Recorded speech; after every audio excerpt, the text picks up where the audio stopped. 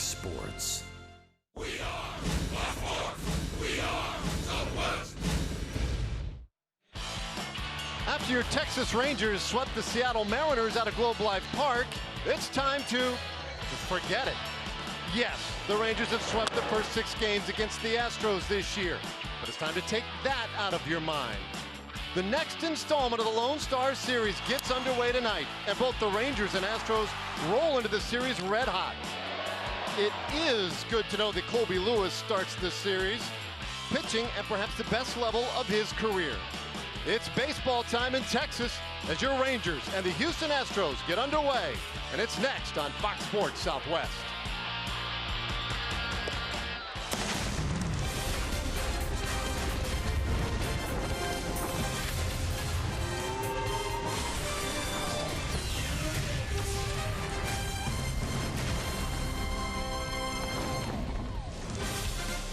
Texas Rangers baseball on Fox Sports Southwest is presented by high-speed internet from AT&T.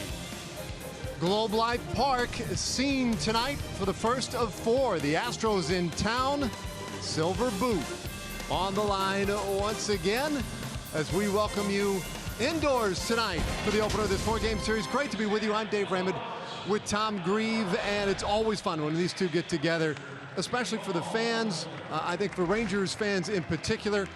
But one guy who is off to maybe the best start in his career has also really enjoyed it, Tag, and that's Colby Lewis. Colby Lewis has definitely enjoyed the start to this season. He's 5-0 with an ERA just a little bit above 3. He's also enjoyed pitching against the Astros. The last 11 times he's pitched against the Astros, he's gone 9-0.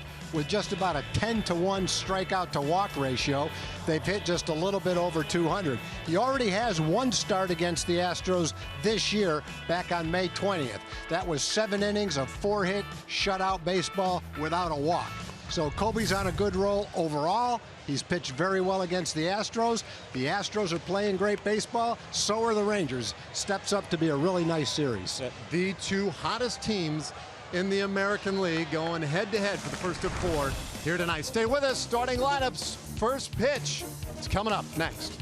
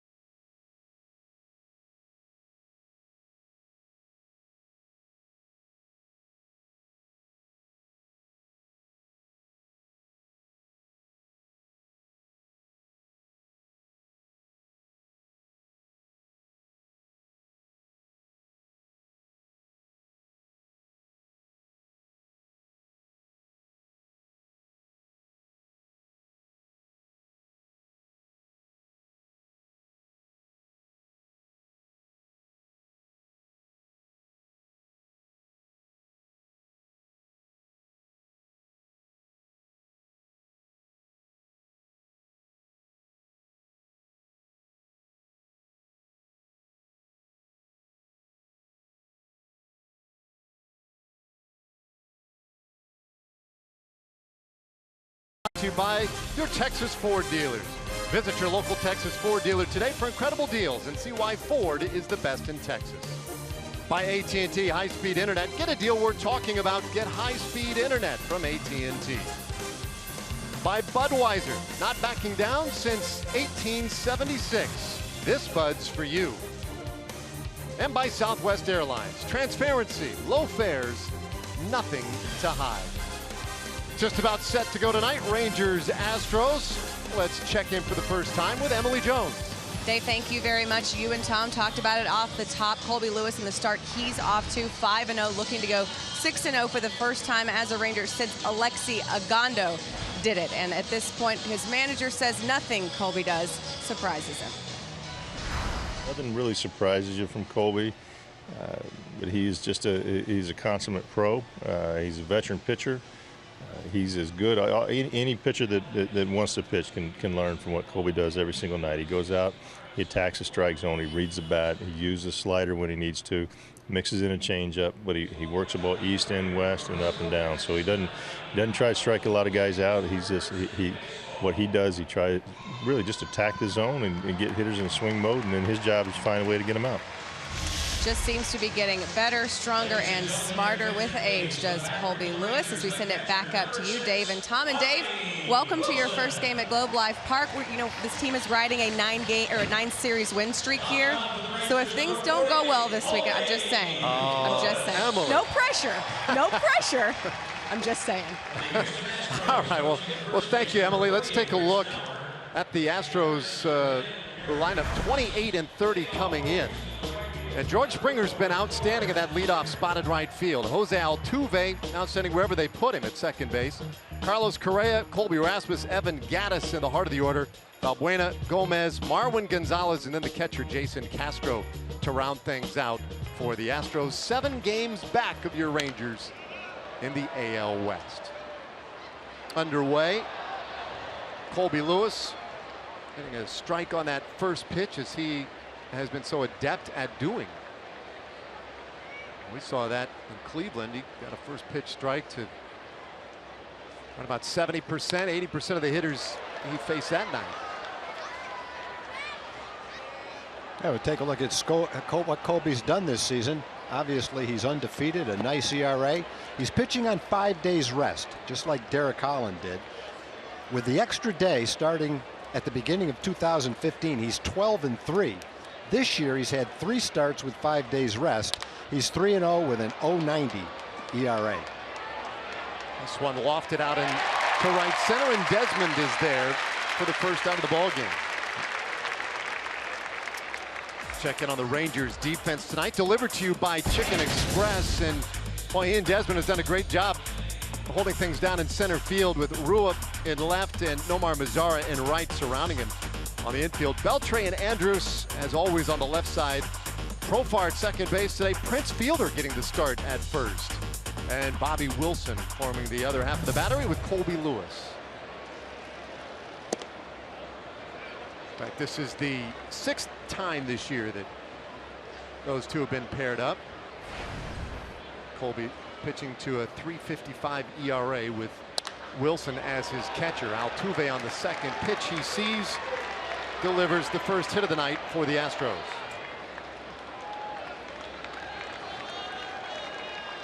Boy, 5th in the American League with that .330 average, and when they moved him out of the leadoff spot, there was some concern. He had been doing so well in that spot. Well, he hasn't skipped a beat since, hitting .320. Yeah, Altuve is one of those hitters. You could put him anywhere in the lineup and he'll be a fill that role superbly, no matter what the number is. He could hit 4th if you wanted him to. Last year he more than doubled his home run output, so he could produce enough in the middle of the lineup if you wanted to bat him there. He has surprising pop for a guy 5'6". He's on, and he has great speed as well, leading the American League in stolen bases to this point of the year. And it's 2-0 to Carlos Correa. Last year's American League Rookie of the Year, a fantastic shortstop. who put up great numbers last year as well at the plate, but has slowed down a little bit here in his second season.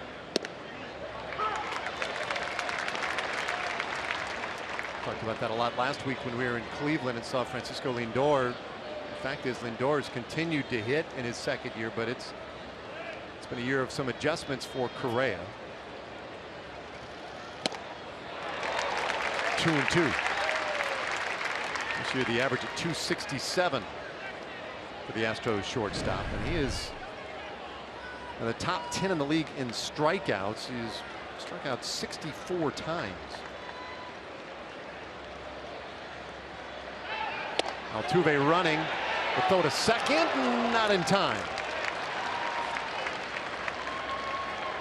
Well, Altuve is obviously a very good base stealer. He's first in the American League. That's his 17th stolen base. He's also very efficient. He's only been thrown out one time. He gets a big lead. He's so quick, he reaches full speed after it looks like one step, and he's fast. Very difficult to throw him out. Full count now on Correa.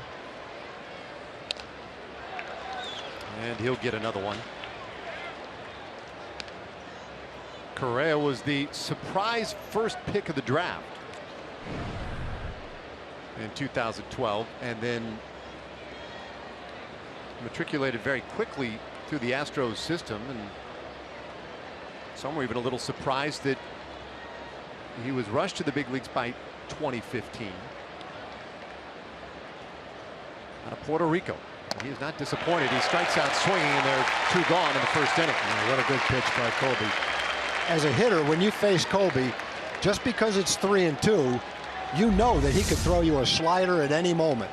And it almost looked like Correa, in the back of his mind, wondered about the slider. And then he made a perfect pitch with his fastball right on the outside corner, right at the bottom of the strike zone, and snuck it right by Correa for a big strikeout.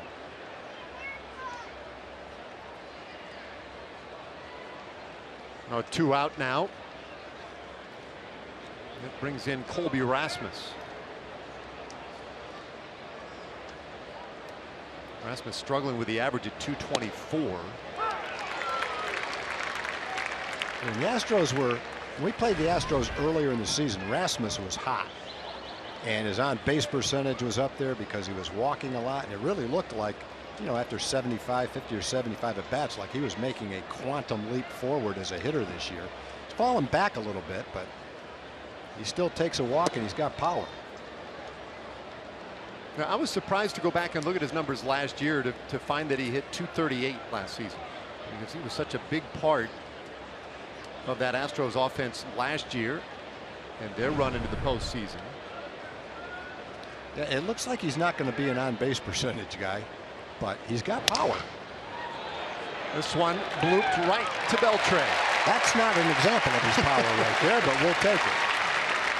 Well, a 1-out single mixed in by the Astros, but nothing doing. And Jurickson Profar to lead things off at the bottom of the first.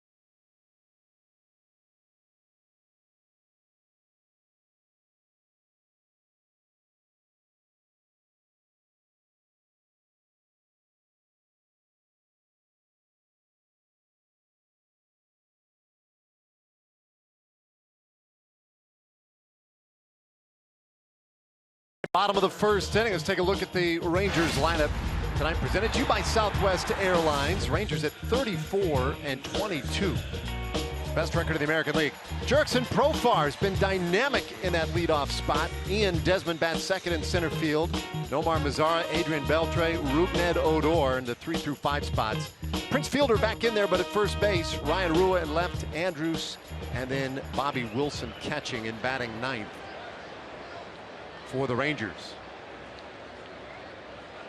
Well, Profar has been a delight since joining the big club and working on a 9-game hitting streak as a part of that .390 average.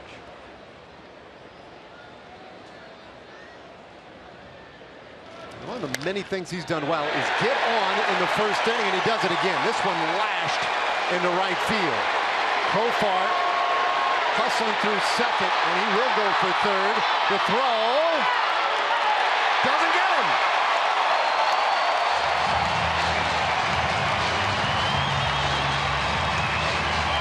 Yeah, that was a close one, and with nobody out, you want to make sure you can get to third. Fortunately, the throw from right field was kind of a high throw that missed the cutoff man, but still a very close play at third, and he just jumps on the first high fastball that he sees and does what he's done for 10 days. Rip balls all over the field. This ball's going to go down in the corner. Springer's going to get to it. His throw is a little bit high, but the relay throw is close. Fortunately, it was a short hop to third base, and Valbuena's tag is about a split second late.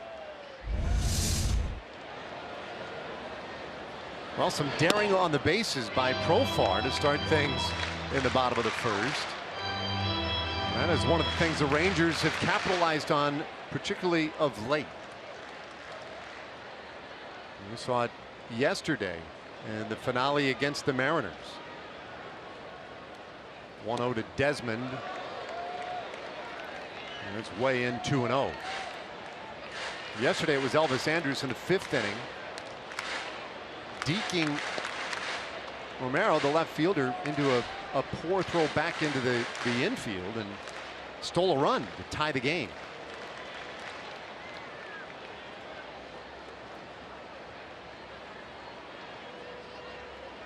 Mike fires.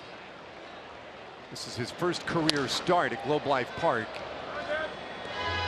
It's 2-1 now on Desmond. Let's take a look at what Fires has done.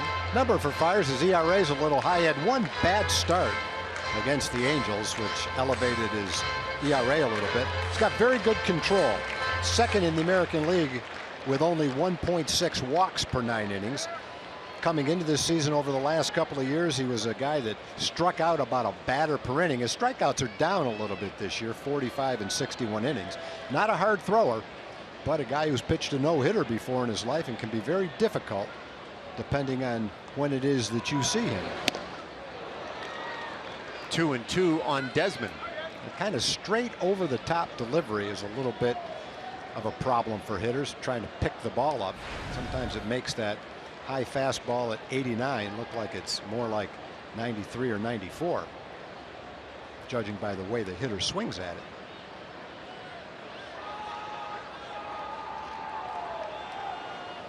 Two-two, bounced right side, and a little trouble by Gonzalez. Couldn't get it out of his glove. Profar scores, and the Rangers take the early lead. Well, the Rangers get a little bit of a break there. Profar is barely safe at third base, and then it looked like on that play that there was going to be time to catch the ball and throw it home. First baseman's playing over. He gets the ball. He can throw on the run right there, but he can't get the ball out of his first baseman's mitt. No one covers first. The run scores, and Desmond's safe at first. What could have been an out at the plate, man on first, nobody scoring, and one out turns into a man scores, a man's on first, and still nobody out. It's going to go as a base hit. And better yet, That's clean living right there. the Fires assumed that there was going to be the play at the plate. I think everybody assumed that was going to be the case. Yeah. But shouldn't he have been racing over to first regardless? Oh, absolutely. because you never know what's going to happen. Yeah, his job when the ball's hit on the ground to the right side is to get to first base, and he made the assumption what you said, that there wasn't going to be a need to do that. But Gonzalez couldn't get the ball out of his glove.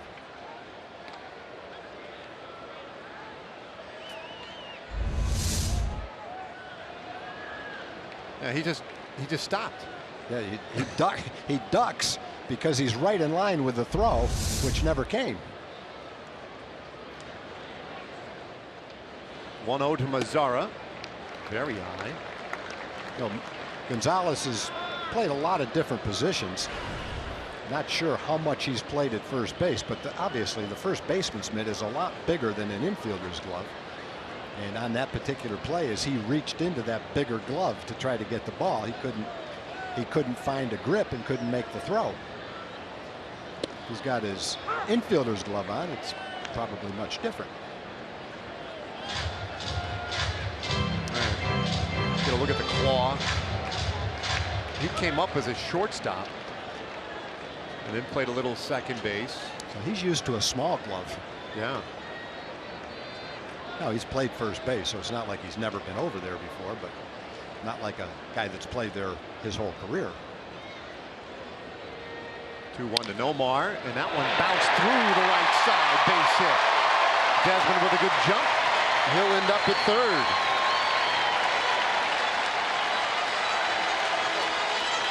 Pretty good start to this one tonight for the Rangers.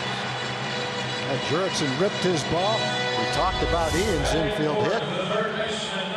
And Nomar hits a tailing fastball away toward the end of the bat, but with the first baseman holding the runner, the ball goes right into right field, and it was hit slowly enough that Springer couldn't get to it in time to make any kind of a throw, so it's first and third, and still only nobody out.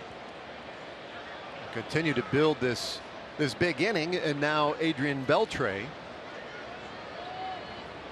who was hitless yesterday, and takes a strike from Mike Fiers.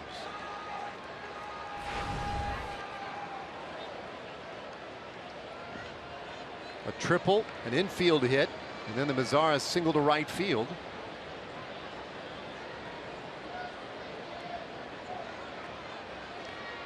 Fiers just trying to find a groove and buries that one. 1-1. Well, it has been a house of horrors for the Astros here at Globe Life.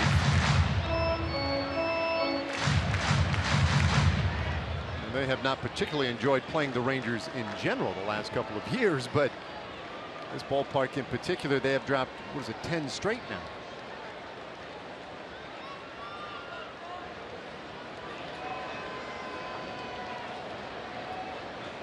Corners and a 1-1 to Beltre. It's fouled off. Take a look at the defense for the Astros. Colby Rasmus at left field, Carlos Gomez back with the club and at center field, and George Springer out at right. Valbuena and Correa left side of the infield, Altuve and Marwin Gonzalez on the right, and Jason Castro doing the catching tonight.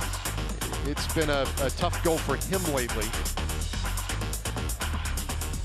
Fell ill with the flu. And it's just his second game since coming back as Beltre waves at a pitch of the dirt for strike three. 1 out.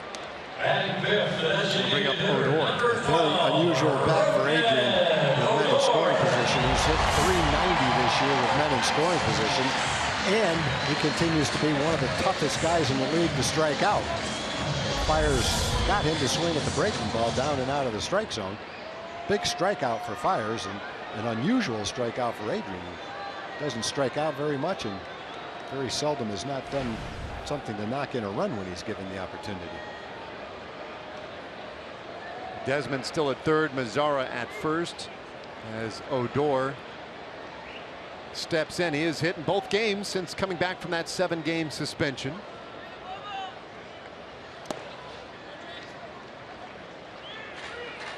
And heads look pretty good, moving down a little bit in the order. Boy, the new look to this batting order with Profar in that leadoff spot, freeing up Odor to hit somewhere closer to the middle of the order, has really changed the dynamics.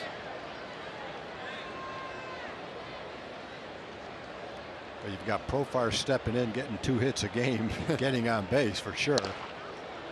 And then you've got Mazzara moving up to the 3rd spot in the lineup with a very hot Desmond, and it just really sets up the middle of the lineup for a lot of opportunity.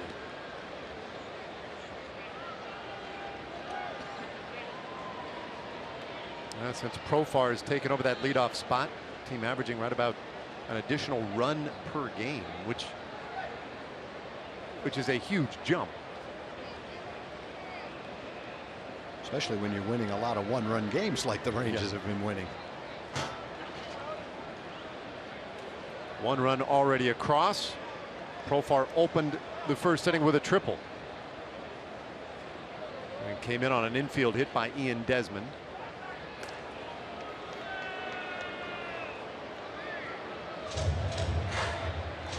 Rangers have won 10 games this year by 1 run. In fact, in 1-run games, the Rangers are 10-4. Highest percentage in the American League in 1-run games. So you're right, Dave. If you increase your output by 1 run a game, that means a lot of difference in wins and losses. 1-1 from Fiers. That's a ball and 2 strikes. You can see a little bit of a shift against Rougned Odor. Not a huge one.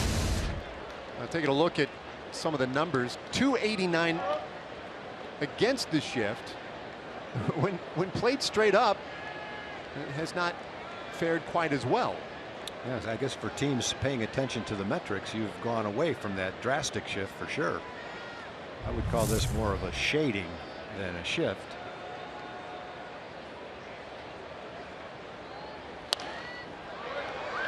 Walks this one out of play. Count stays 1-2. I guess the other thing too, when you look at those numbers against the shift versus his numbers when the team's playing straight up, a lot of times that's more a situational issue than anything else. I mean, they might be playing him straight up with runners on base, and might shift on him more dramatically with the bases empty, those types of things, and you get pitched differently in those spots. Yeah, all those are factors.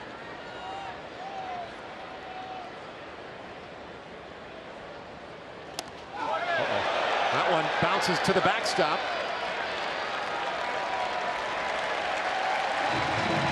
And an easy score for Desmond. As he walked into the plate, I began to wonder if that one may... I was waiting for someone to call it back. Yeah. Something happened. Well, there was a sound to it, too. A crack almost, as if it bounced off a shin guard or something like that for Odor, or maybe, for that matter, Castro. It was a breaking ball that broke straight down. Let's see what it hit to bounce that high. It just hit the ground and maybe off the heel of the glove, bounced straight up in the air and into the stands. Oh, wild pitch will add to the tally for the Rangers, leading 2-0 in this 1st inning. Get them any way you can. And another free 90 for Nomar Mazzara. He's now at 2nd base. Oh, after it hit the turf, looked like it clipped Castro's right shin guard right off the knee. Yeah, fortunately, it didn't hit Odor.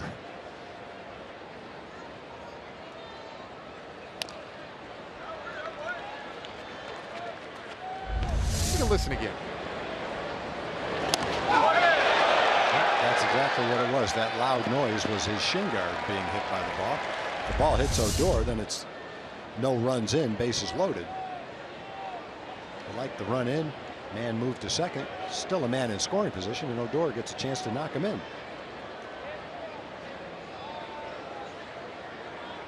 Nomar Mazzara out there in scoring position. Boy, Fiers has really slowed it down in this 1st inning. And he and Castro will talk things over. The free 90s tag. Mazzara gets 2nd base. There's one free 90, as Jeff Bannister likes to call it. Desmond scoring, that's a free 90, so there's 2 links on the base paths. And I don't know if you could make the argument that Profar took an extra 90 on that triple. I mean, I think that's a routine double. But Desmond took an extra 90 on that did? ground ball to first. Or the guy going home took an extra 90. That was Profar. But someone's got to be out on that play. Slow roller right side of the diamond, and Altuve will go at the first, but Gonzalez couldn't find the base. Oh my! I think what you're seeing right now is how an inexperienced first baseman can be exposed a little bit. You know, you may be able to take anyone you want and play him at first base in Little League, but not in the big leagues.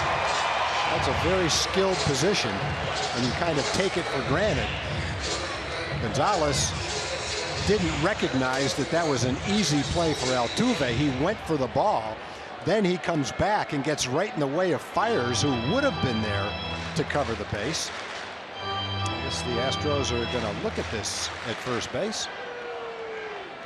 I don't think he's on the bag. You know, there's nothing in that replay that I think the giveaway is how he's still banging his foot around trying to find the bag. That guy right there, A.J. Hinch, in his second year as a manager for the Astros, he said prior to this series that his goal is to simply win a game here before he is done as a manager, meaning Globe Life Park. Because that's a good-natured way of saying it, I guess. Take another look. The ball is there, but his foot's not on the bag. And it's pretty obvious right now. After this, he lifts his foot up and tries to find the bag. It was never on the bag. Otherwise, he would have just left it there. That's a very simple play for the replay guys. That might be one of the shortest replays we've seen. And Hinch going to trot out there now and have a word with Fiers. Yeah, it's another play that I think under a more experienced first baseman probably wouldn't have taken the 2 steps to go after that ball. He would have gotten back to first base easily. Or once he did make the move for the ball, he would have gotten out of the way and let the pitcher cover the bag. In any event, the Rangers still only have 1 out. Now they have a man on third base and first base. Well, a replay challenge presented by Ford, and the call was confirmed. Someone got an error on that. I guess it's the first baseman. Yeah, I would think that would have to go to Gonzalez.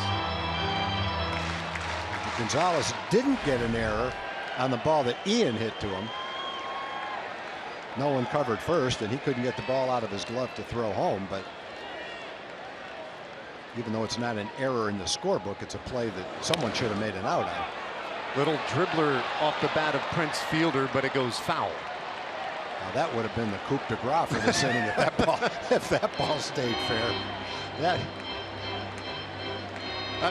Taking a look at the Ford leaderboard here, you look at the defensive shifts, and the Astros, I like your terminology, shading, because sometimes they aren't so much a shift, but they are as aggressive as anybody. Whereas you see the Rangers down there at the bottom. They're in the bottom third in baseball.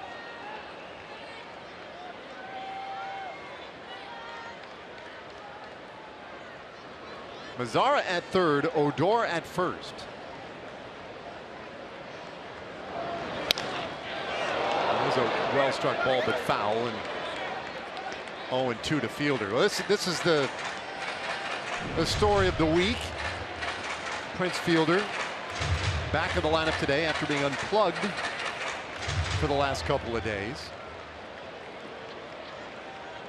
The first time he had missed consecutive games while active since back in 2007 with the Milwaukee Brewers. So that was a rarity for Prince. And they're going from first, but Odor is going to have to return.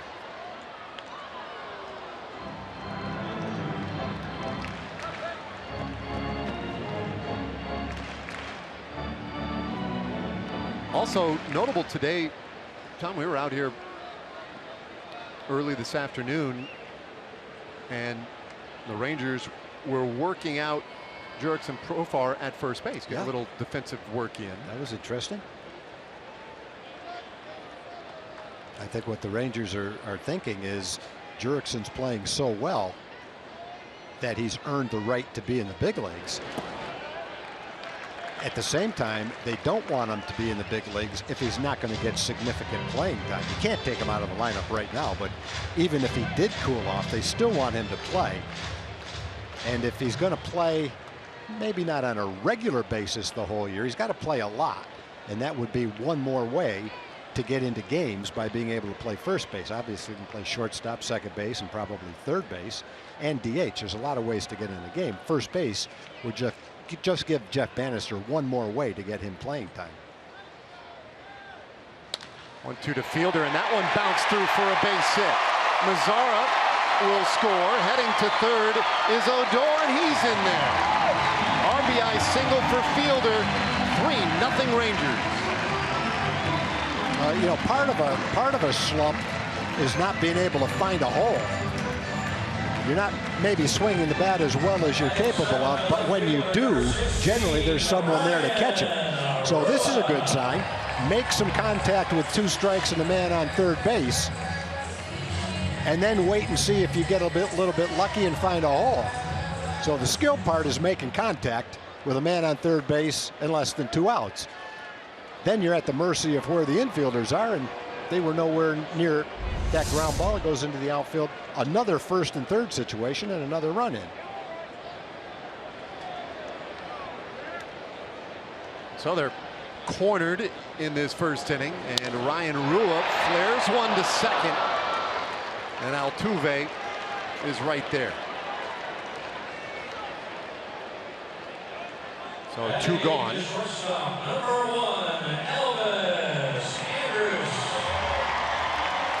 Here's Elvis Andrus. Elvis has been swinging the bat well, really well as a matter of fact, and he's been good all season long with men in scoring position. See Davinsky already loosening in that Astros bullpen. So yeah, it's not an inning where Fiers has been knocked around by any stretch of the imagination. The hardest hit ball was the one that Profar hit right off the bat. Since then, it's just been, he's been a victim of circumstances. A couple of plays that weren't made in the infield. And this one blooped up behind second, and Altuve with a diving catch out there to win the. A lot of bad luck in the inning. Not many for second Fiers. basemen make that play. Man, you take the bad luck and sometimes you take the good, and Fiers gets a break right there as Altuve bails him out. Rangers jump out 3-0.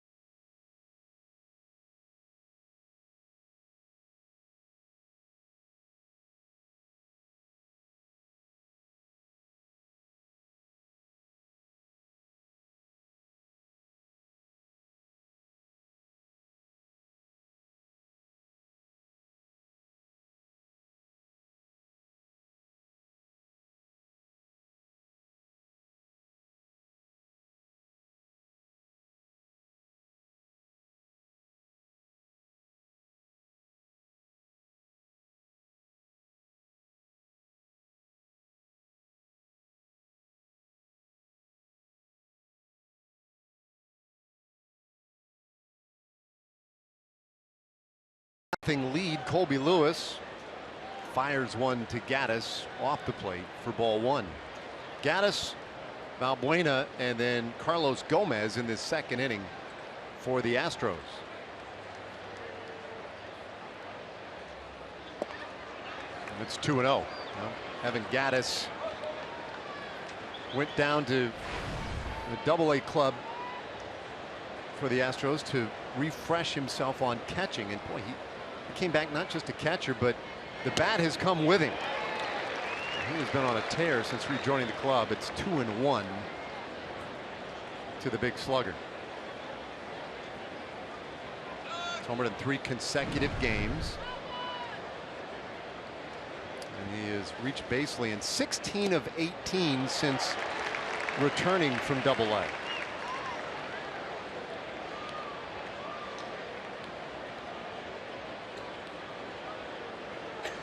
El Oso Blanco is his nickname, the White Bear. Count stays 2-2. He came up with the Atlanta Braves, somewhat of a sensation, came out of nowhere. It showed light tower power and turned a lot of heads, then joined the Astros and put up good numbers with them last year as well. Full count now on Gaddis. Well, early in the year last year, he was off to a really slow start. We didn't get a chance to see him with Atlanta. And the first thing you thought early in the season was he's having a hard time getting around on a fastball, but nothing could be further from the truth as the season went on. I'll take the walk, and that is how we begin play in the 2nd inning. Perfect time to check in with Jim Knox. Where are you, Jim? Oh, I appreciate it, Dave. Hey, great crowd here at Globe Life Park. Look at little Samuel, 5-month-old Samuel enjoying the game. And the Waxahachie, some of the police officers in town this evening. That's right, enjoying the Rangers. You guys having a good time, right? Yes, sir, we're having a good time. All right, hey, if I ever come through the town, maybe a mile an hour over the speed limit, what do you say, huh? Everybody knows Knoxie. We'll take care of you, buddy. Hey, all right, hot dogs on me, guys. All right, appreciate it. There we go. Dave. Good job, Knoxie. I like how he's already negotiating his speeding ticket in advance. Luis Valbuena, 226 average with a man at first. And smashes this one through into right field, a base hit. Gaddis with an aggressive turn at second. He'll head for third in the throw-off line. Generally, Nomar is right on line, and if he was, I think he would have thrown Gaddis out at third base. But aggressive base running by Gaddis. On a hard hit ball, taking the extra base. Lead-off walk. The Astros lead the American League in walks. They've walked 220 times. They also lead the league in strikeouts. They've struck out 571 times. Yeah, a bit of a philosophy, kind of an all or nothing philosophy with the Astros. They're definitely one of those extreme examples of a front office and a franchise that wants to play the numbers.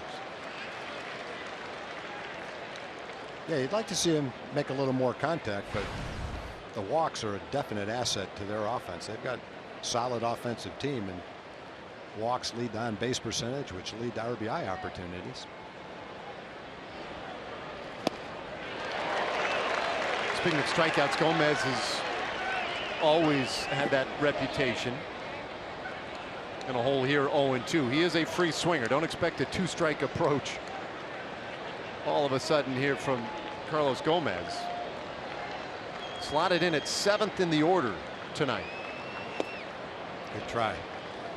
Throw it out of the strike zone. Swung at a couple of sliders. See if you can get him to really chase one.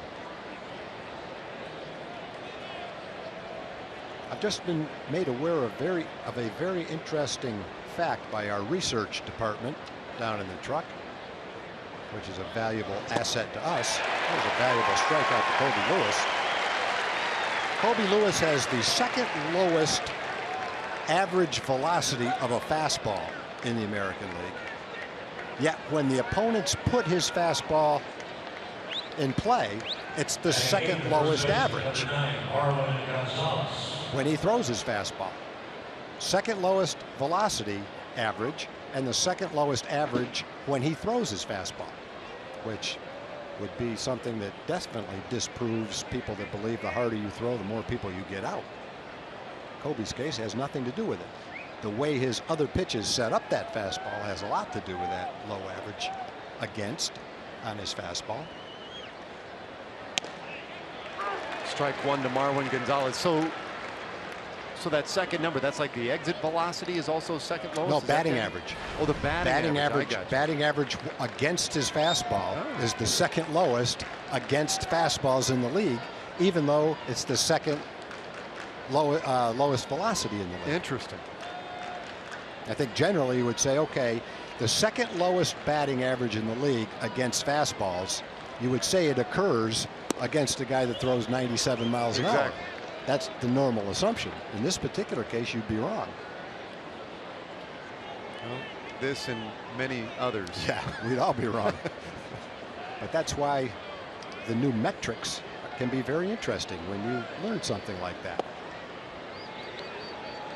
2-1 now to Marwin Gonzalez, who is in the lineup batting 8th, playing first base. And he had a tough go of it down there at first base in the first inning.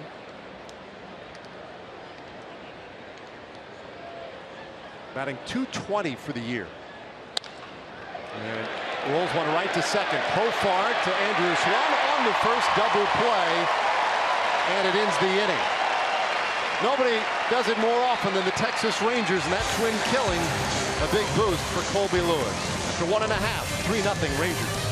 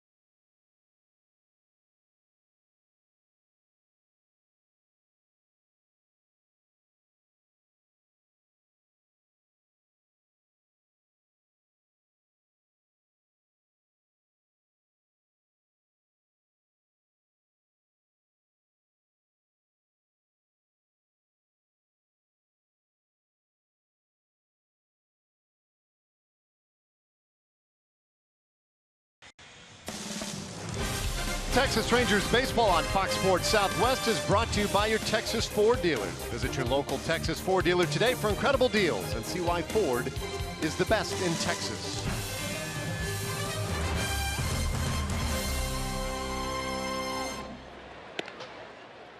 Well, shopping indoors for some souvenirs is Bobby Wilson shopping for fastballs here from Mike Fiers. Wilson batting 9th, but leading off this second inning.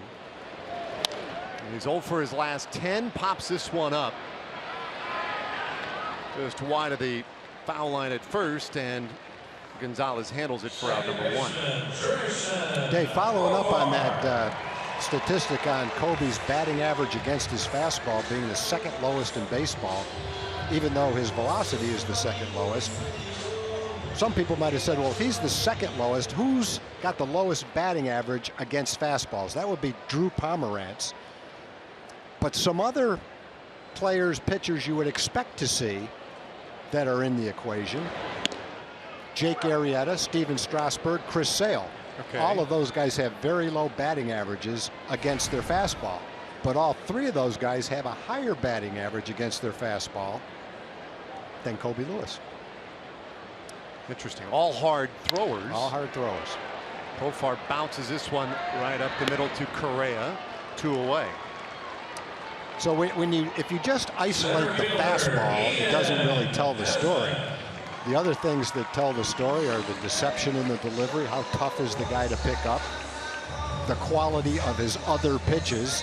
that may make the fastball look harder. And in Colby's case, he'll throw a slow curveball and a lot of sliders. So in the back of the hitter's mind, he knows that, which might make his fastball a little bit sneaky.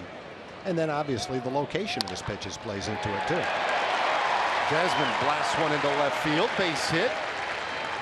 2-out single for Desmond. He's 2 for 2 tonight. Right fielder, Nomar Mazara.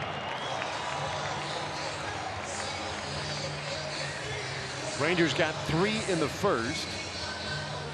And now Nomar Mazara, who went out and got a ball in his at-bat in the first inning and then just hooked it back around into right field.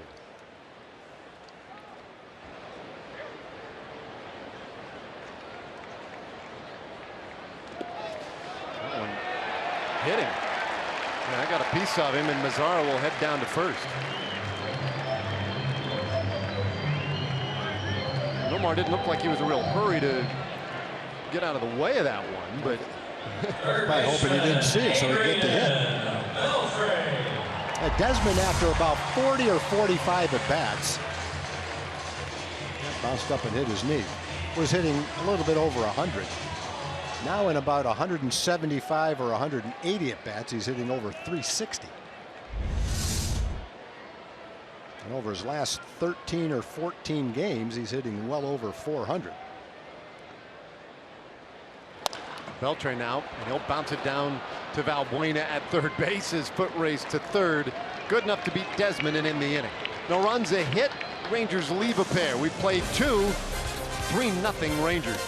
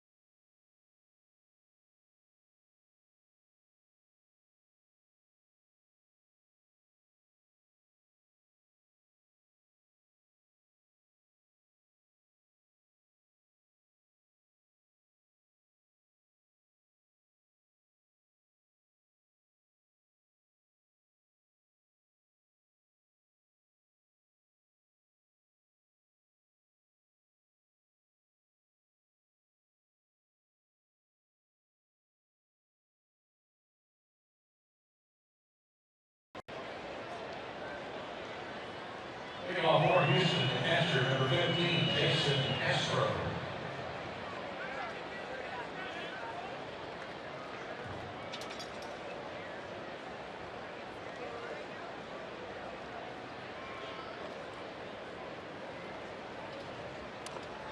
Three nothing good, guys.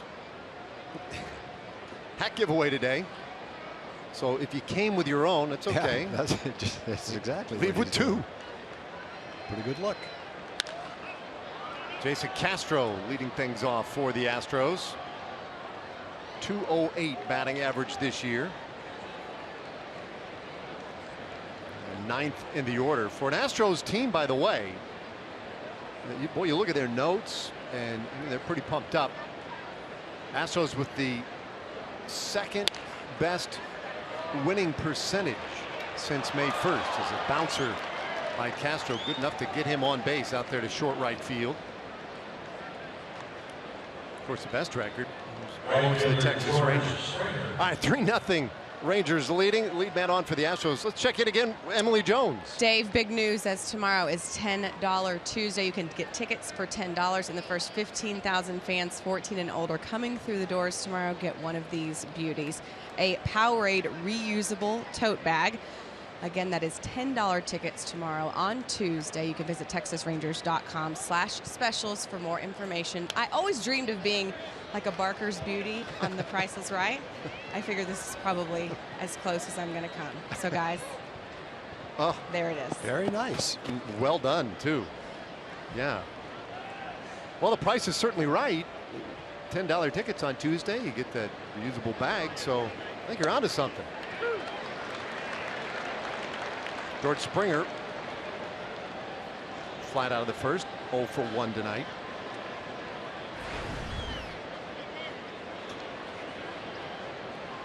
Big change for this Astros team has been the change at the top of the order. Little comebacker. Lewis's throw bounces away.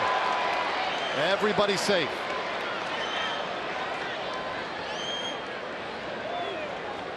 It wasn't going to be a double play with Springer running, but it was a simple play at second base.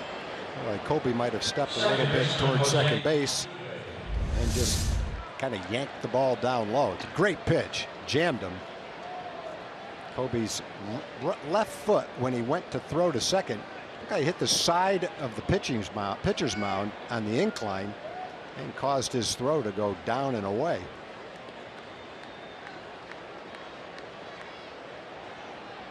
Nice try by Elvis, but that was a tough play to pick. So the error puts the first 2 men on for the Astros in this third inning. It's 1-0 to Altuve. That was a great pitch against Springer. He ran the fastball way in on his fist, jammed him, and got what looked like a simple out. And now it's first and second. Rangers got a break in the first inning. See if they can keep the Astros from capitalizing on that break. Altuve hammers one deep right field. Mazzara going back, and that one is gone. Jose Altuve has just tied this game with his 10th home run of the year.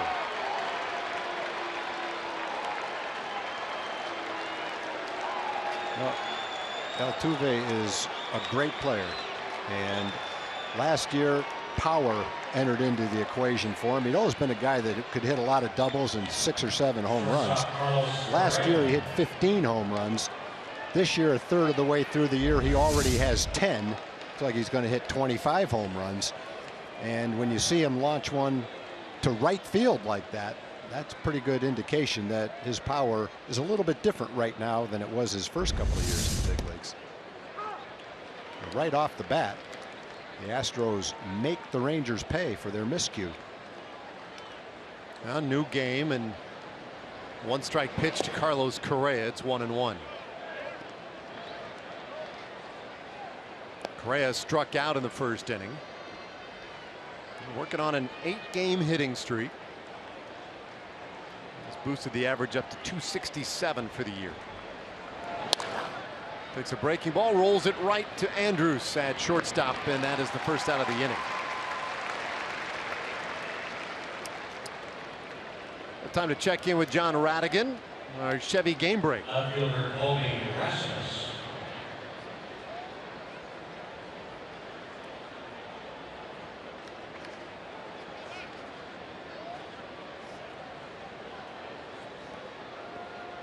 All right, thanks, John.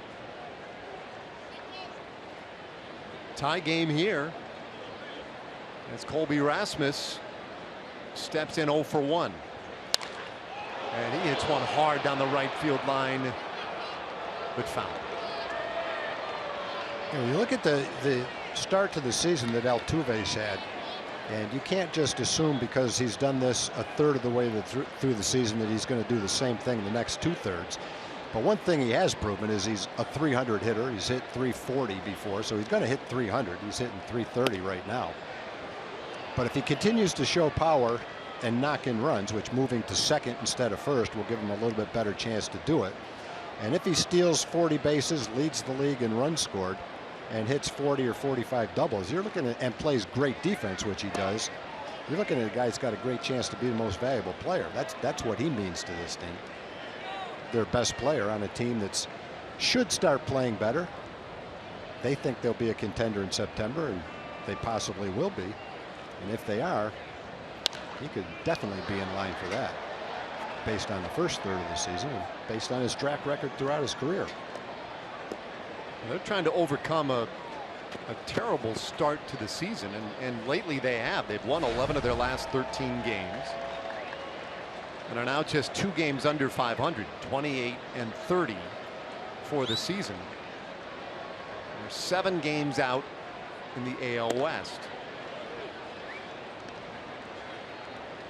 There's A.J. Hinch, skipper in his second year with this club, and you can see since the beginning of May, 21-13, only one team with a better record over that stretch, and that was the Rangers.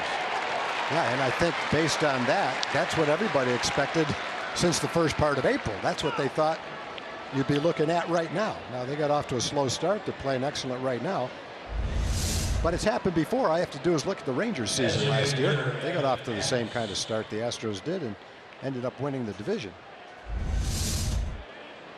And Jeff Bannister, last year's the rookie manager and the American League Manager of the Year for that terrific turnaround and postseason berth.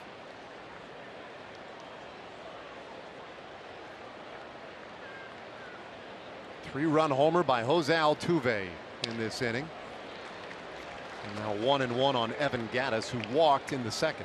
We were talking about the slow start he got off to last year. He really wasn't hitting anything. But then we get to watch him 19 times as the season went on. You saw for a big guy, he's got a quick bat with a short stroke, and he's got huge power. Hit 27 home runs last year for the Astros. And he's hot right now. Well, he is. I mean, this is the 19th game since being recalled, and in those 19 games he has 8 home runs. He and Mookie Betts in that stretch with the most in the American League. And there is strike 3 called on Gattis. That's the 4th strikeout tonight for Colby Lewis. And it gives up the 3-run homer to Altuve, and as we head to the bottom of the third, it's a new ball game here at Globe Life Park.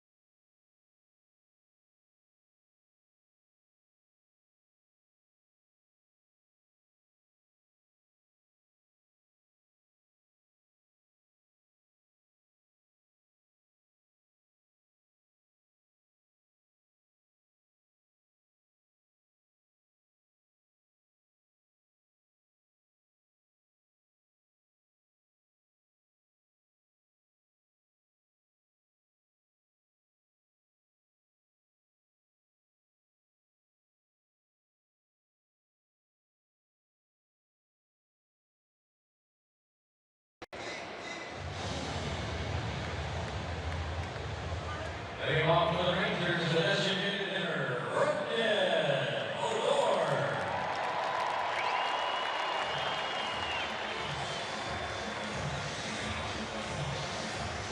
The next Throwback Thursday pin is a tribute to the Rangers' first American League Championship victory in 2010. Be one of the first 10,000 fans of the park this Thursday to watch the Rangers take on the Astros and pick up this special collectible courtesy of Papa John's. Tickets are available at texasrangers.com or by calling 972-RANGERS.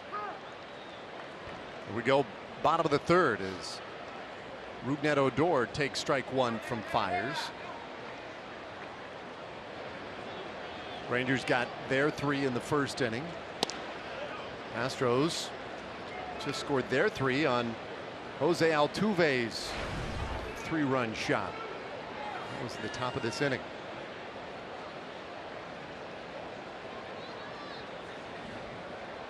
Lindor reached on an error in the first inning, so technically 0 for 1 tonight, and he hammers this one down the right field line into the corner, and that one's gone. A solo shot by Lindor.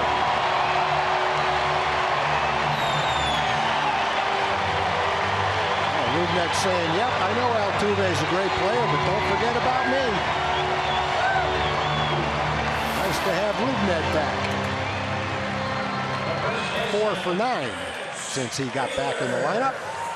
And the Rangers are back on top. Now he's hitting all 3 games since returning, and he's hit for a lot of power lately. And now Prince Fielder, and he's hacking. Bouncer out to Altuve in short right field, 1 away. Take a look again at this home run from Odor. Got it off the handle just a little bit, so he didn't get all of it, but he got enough of it to hit it about 350 feet, right over the 349 sign. You know, that was just a routine ground ball that Prince hit, but that was a good swing. He got the head of the bat out, hit the ball on the good part of the bat. That was a good swing. He had a base hit and an RBI his first time up, even though that was an out. He got the bat through the zone nicely on that pitch and got out in front of it. So 2 good at bats for Prince, getting a chance to get back in the lineup and play first base today. Boy, the Ranger offense, you get Prince going and get Mitch going again. That offense just all of a sudden looks like one of the best in the league. It is right now, but looks even better. Well, good time to discuss our TXU Energy power player to watch. How about Ryan Rua? Last 10 games. Yeah, those are good numbers. 5 extra base hits, 6 walks. He has scored 8 times. And he had a line drive out toward the middle of the diamond, taken away by Altuve in the first inning. So 0 for 1 tonight. And you certainly can't discount the contribution from young homegrown players that you weren't exactly aware of what they might do to help the big league team this year. There's number 1 right there, Nomar Mazara, but also Jurickson Profar, Ryan Rua. Jared Hoying had the big hit in the win yesterday. So the young players from the minor league system who have been homegrown are definitely complementing the everyday stars on the team and contributing to the success in a big way. Count stays 2-2 on Rua. To think that the Rangers have the best record in the American League. We're past the 1/3 portion of the season. And they've done it with Fielder in a historic slump.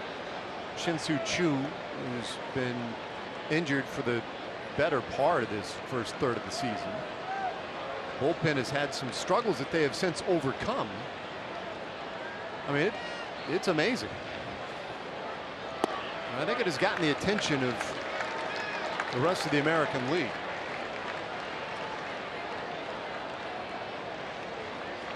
Mitch Moreland, another guy still kind of waiting to get him started. Gets the day off today. And Jeff Bannister continues to say exactly what everybody on the team believes. As time goes on, Mitch and Prince will be huge contributors to the offense. Well, just talking to other teams, guys like Prince Fielder and Mitch Moreland, their presence in the lineup, even though they have not hit well and come nowhere near the expectations that they have for themselves and everybody else has for them, their presence in the lineup is significant. It matters to the opposition. It affects how they pitch everybody else in the order, how they put together their plan of attack. Strike 1 to Elvis Andrus. That said, I mean, at some point they need to begin to contribute in some real tangible ways as well, but there are intangibles to them simply being in the order. So that one just did turn foul. 0-2 to Elvis Andrus.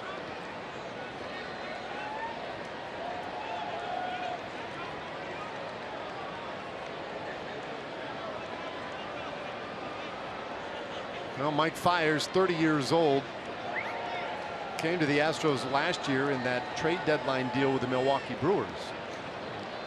mostly known for the acquisition of Carlos Gomez. Fires more or less a throw-in on that deal, and he's been a great contributor. He's 0-2 to Andrews. And that one down to first, where Marwin Gonzalez in self-defense takes that one out of the air.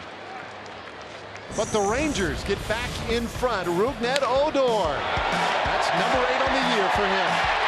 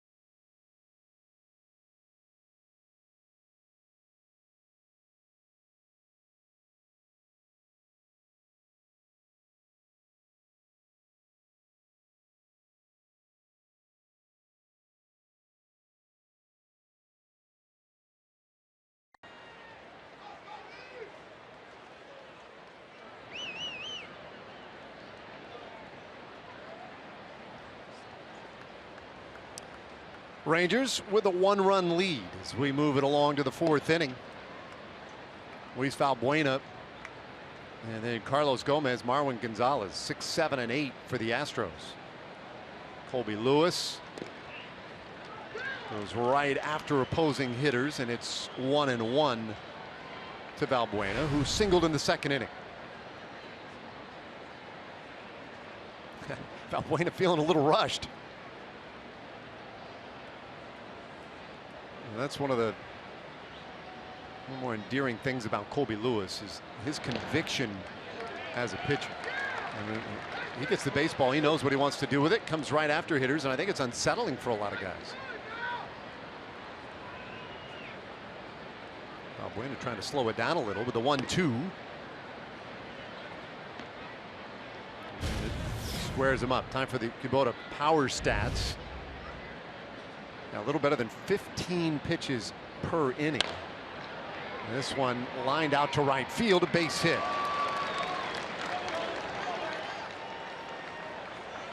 Center fielder Carlos Gomez. Now, he's efficient.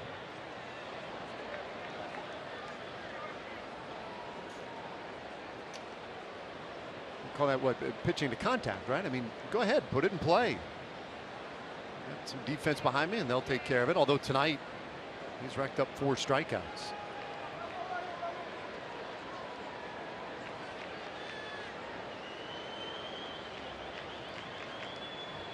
So man on. And now Gomez. And had an idea there. But it's 0-1.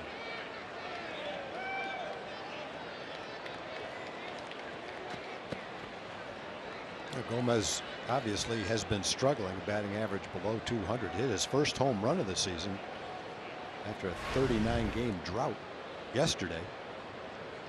But he's got speed, and trying to bunt when you're struggling, taking advantage of your tools. Bouncer third, Beltre to second for 1. Profar's turn not in time. They get the lead runner. Gomez has great speed though, and had that one beaten really before the throw was ever made to second base. This wasn't hit hard enough down to Beltran. It's a hard slide into second, and some contact is made. Legal slide. He gets down way in front of the base. Looked like his head may have hit Jurickson's knee as he tried to turn that double play. Nothing wrong with contact at second base. Definitely provided you slide in front of the bag, which he did. The biggest casualty there might have been his jewelry. maybe he didn't have an injury. Maybe it was just the jewelry that was hurt.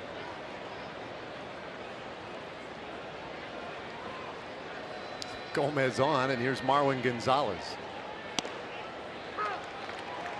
A great baseball instructor, Domingo Ayala, suggested it's important to have that chain and to pop it when you hit the big home runs. Yep, got to be able to show the bling.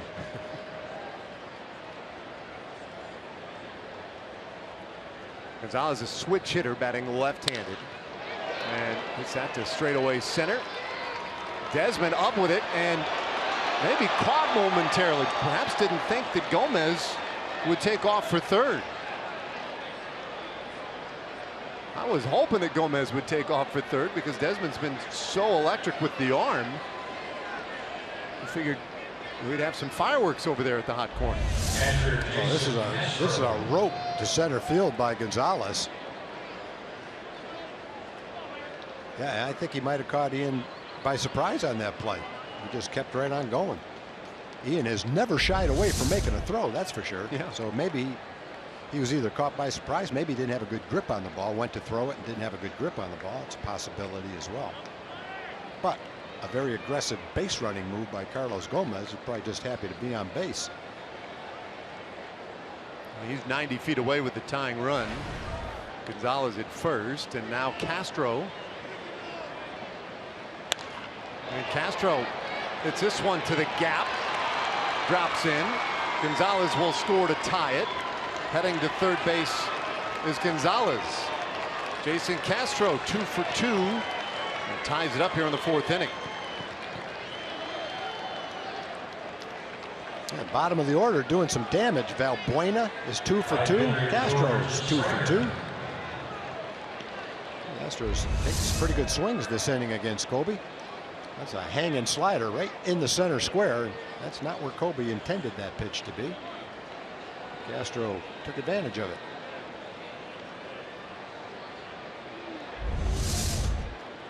So some base runners in this fourth inning. Now to the top of the order, where things typically get very difficult when trying to navigate this Astros lineup.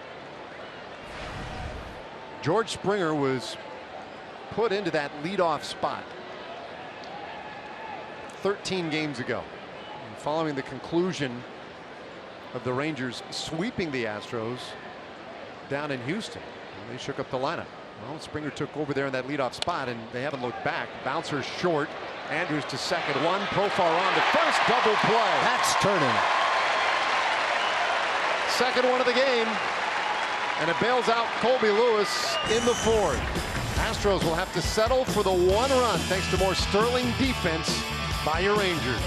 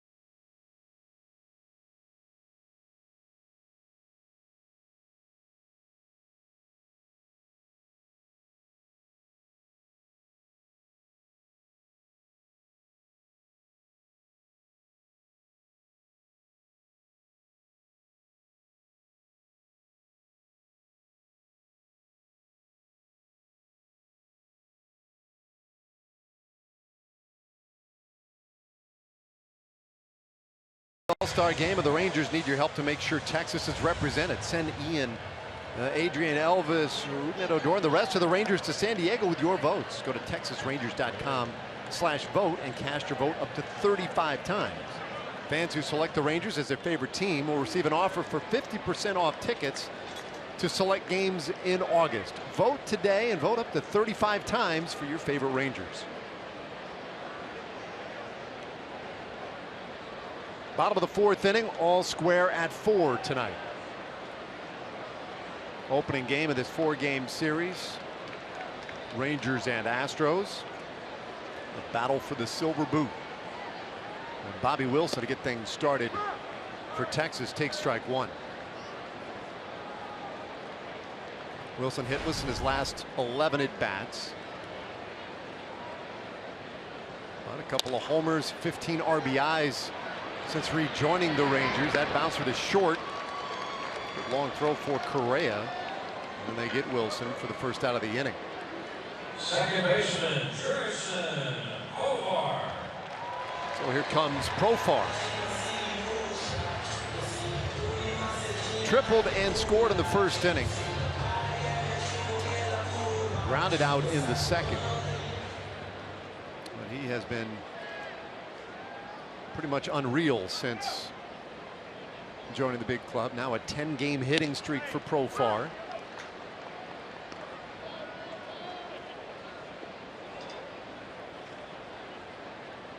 He has multiple hits. Yeah, there you go, in his last 5 games. He's going to have 3 shots to make it 6 games. Oh, there we go, a high fly, deep right. Springer is back, but he has room. He just missed it. Fiers was able to get the ball far enough in to where he missed the good part of the bat. Hit it okay, but we've seen him go into the upper deck when he hits it well. And with the trajectory of this ball, if he did hit it on the good part of the bat, it wouldn't have stayed in the ballpark. Just missed it. So 2 gone. And here's Desmond. He smashes one, but foul. Well, as hot as Profar has been, Ian Desmond has been deadly up there. Hits in 11 of his last 13 games, hitting better than 400 over that stretch.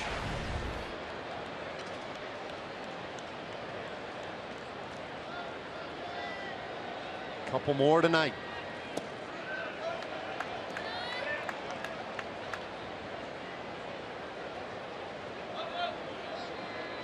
A late sign by the Rangers this offseason with the intent of playing him in left field. He has since taken over as the everyday center fielder.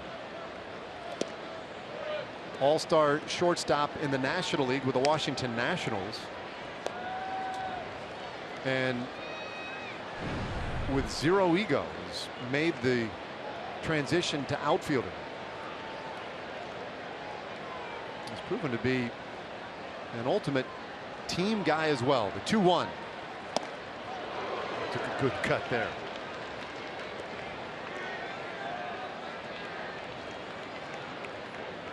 Since taking over the second spot in the order, he's hitting .371. That's an average that has gone up again tonight. Fires 2-2.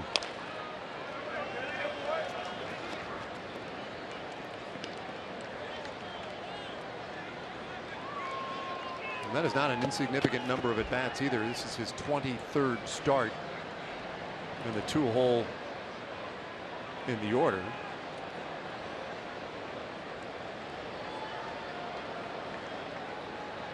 Fires after some deliberation. And he gets Desmond to pop it up. Gomez there to handle it, and it's a 1-2-3 inning for Mike Fiers. First one of those for the Astros right-hander tonight. And we'll go to the 5th. Happy birthday to Ranger fans celebrating birthdays and anniversaries at Globe Life Park tonight.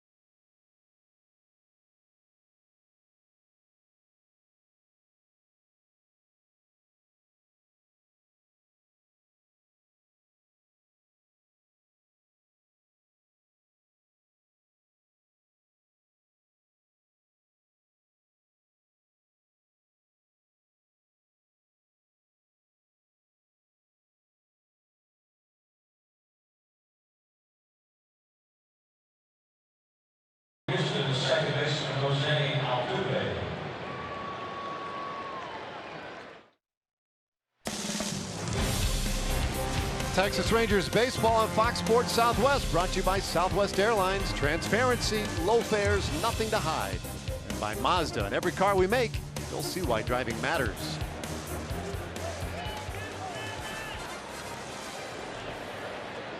"4-4 game, top of the 5th inning, and Jose Altuve takes strike one. A big double play that Colby got against George Springer to end the 4th inning before Altuve could get a chance to hit. Men on 1st and 3rd. And no doubt you want to see this guy come up with nobody on. The 3-run homer in the 3rd inning. And a multi-hit game for Altuve, and you can make it a 3rd hit as he strokes this one into left field. Well, you just got to make good pitches to get him out. You can't throw a fastball out over the plate. Colby was trying to throw the fastball in. Then he's trying to throw that breaking ball a little bit more down and away. See the glove from Bobby Wilson. The ball was down a little bit away, not down enough, and even though Altuve lunged at it, he still got the bat on it and hit it pretty hard to left field. Now he's a definite threat to steal. Stole a base back in the 1st inning, his league leading 17th. The Rangers had controlled Altuve decently through the first 6 games. And he's on a mission in this game. He's led the American League in hits each of the last 2 seasons. This one bounced to short. Great stop by Andrews. And they get the force out at second base. Beautiful play. Beautiful play by Elvis. Number 1 to catch it and then get it to second base quickly enough to get the speedy Altuve.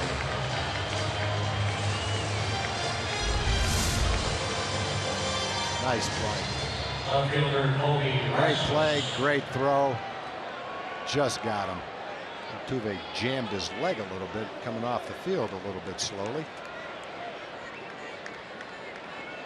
You see his right leg goes in hard to the bag and twists as he gets to the bag.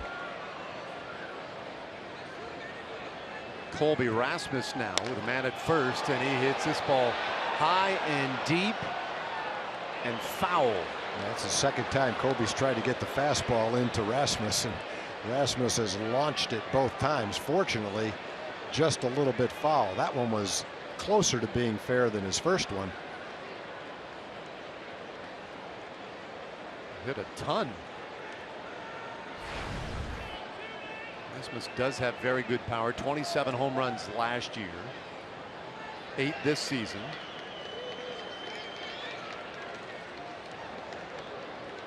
If you take the last 70 games that Rasmus has played, going back to last year in the postseason, he hasn't hit for much of an average, 246, but he's hit 18 home runs and knocked in 51 runs. That's about a half a season. So he has provided power, run production, even if he hasn't hit for average. Well, he went on a tear earlier this season, and not only was he providing power in the run production, but it seemed like most of them were coming in very high leverage spots for the Astros. A lot of game winners. This ball lifted high but foul, first base side. Strike 2.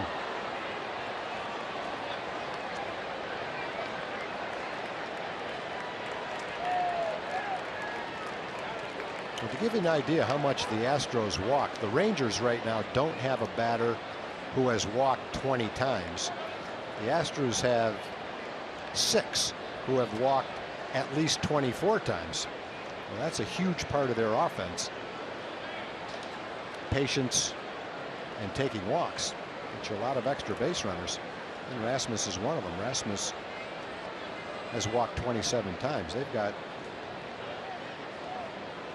5 players who have walked between 26 and 29 times.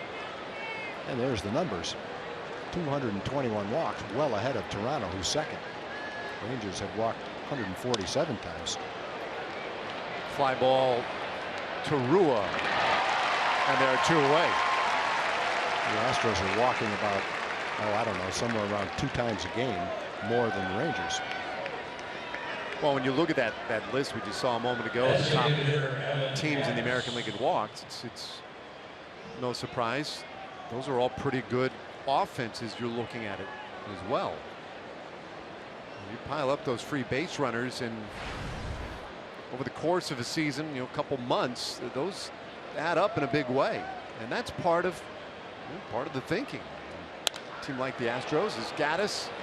It's this one out toward left. Rua with time to get to it, and it ends the inning. No runs, a leadoff single, and a man left for the Astros. We're halfway there, tied at 4.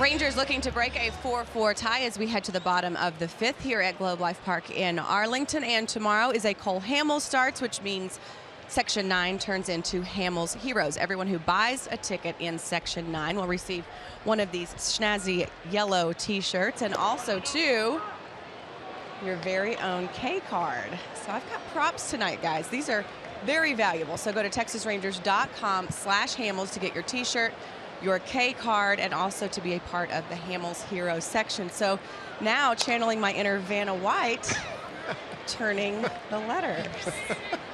All right. I know. Beautiful. It's a long shot. It's a long shot, but you never know, right? No, I'm on board. Well, thanks for at least letting me give it a try here, guys. Tell you what, Emily bringing out all kinds of extra talents tonight. A 5-tool reporter. Emily is what you call a gamer. She's not afraid to go for it and to try something. Nomar Mazara, the count 0-2. Singleton scored in the first, was hit by a pitch in the second. Well, why couldn't Emily take Vanna White's job? She could, easy. Right? I mean, I'm betting she's more talented than Vanna White. Tom, you call it a gamer. I call it a lack of shame and dignity at this point in my life. And a complete abandon for any sort of embarrassment that could possibly come my way. Well, you can say that, Em, because you're talking about yourself. We would never say or think that. It's total gamer to us. Well, I'll go with gamer then. I'll go with gamer. I like it better. 1-2 from Fires. That's too tall.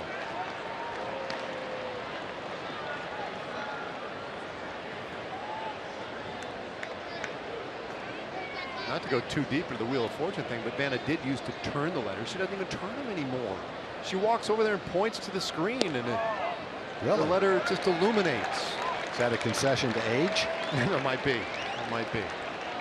I hadn't thought about that. It's a game of adjustments, I suppose.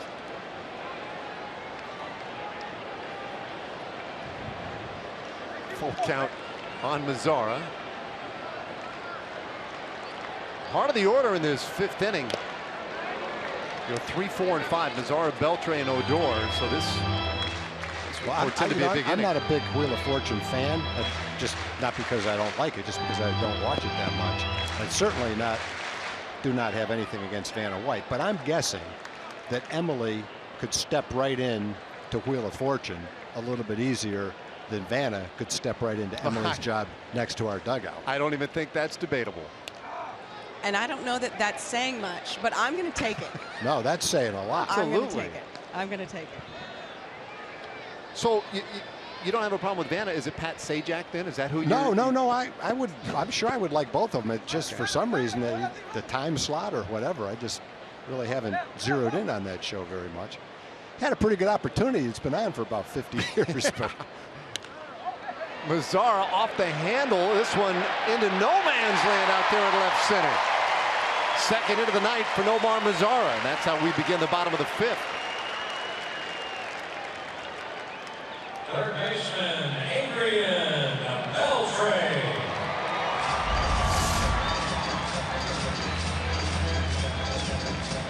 fires up and in, jammed Nomar.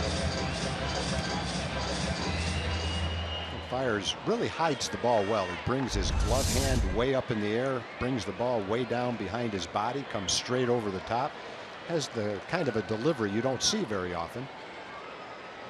You can tell by the way the Rangers occasionally will make less than solid contact against him that he is difficult to pick up. In the last couple of years, if you go back to 2014, 2015, he struck out over a batter per inning. Doesn't walk many. I mentioned earlier his strikeouts are down a little bit this year, but he's a guy that over the last couple of years has struck out more than a batter per inning. 1-1 to Beltre. Doesn't have real overpowering stuff. But deception has served him well. 30 years old. Grew up in Florida, makes his offseason home in Pompano Beach.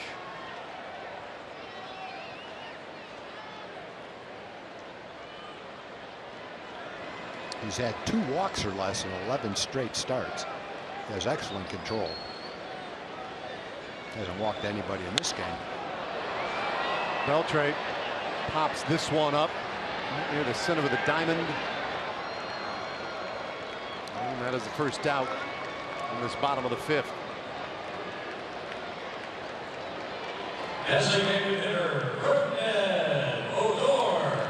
Take a look at our AT&T high-speed replay, and let's rewind it back to the 3rd inning. Odor.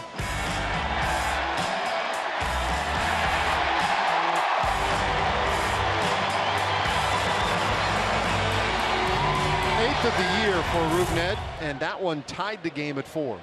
If Springer could have gotten there a little bit quicker, which he couldn't, if he could have though, he'd have gone up that wall to try to catch that.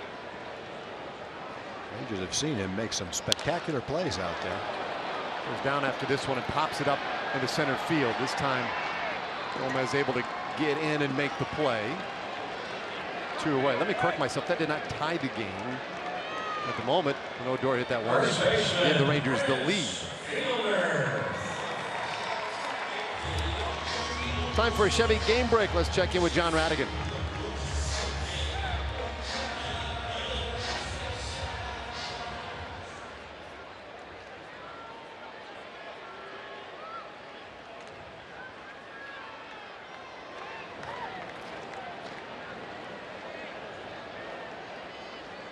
All right, thanks, John.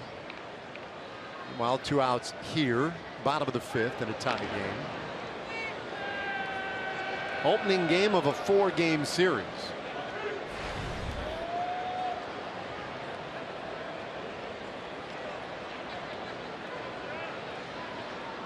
Tom, you pointed it out last time up for Fielder. He grounded out to second, but it was a good swing, good contact. Yeah. At this point, those are little small victories that Fielder's looking for. Jeff Bannister is hoping for. Good numbers in his career against the Astros. Maybe Maybe that can get him going.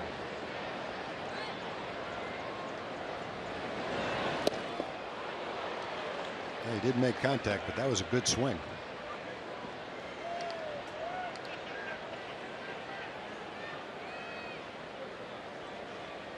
I don't know that many players have ever said, yeah, you know, taking a day or 2 days off is really what I need right now.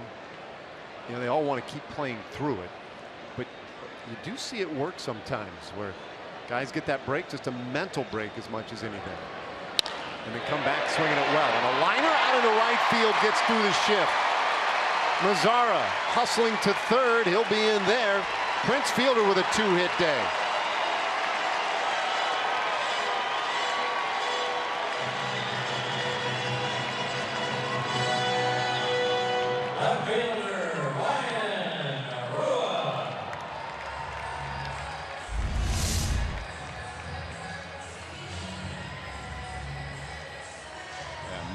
Much better contact.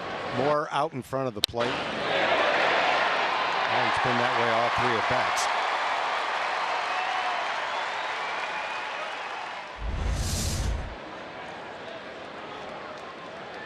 So Rangers with runners on the corners now for Ryan Rua.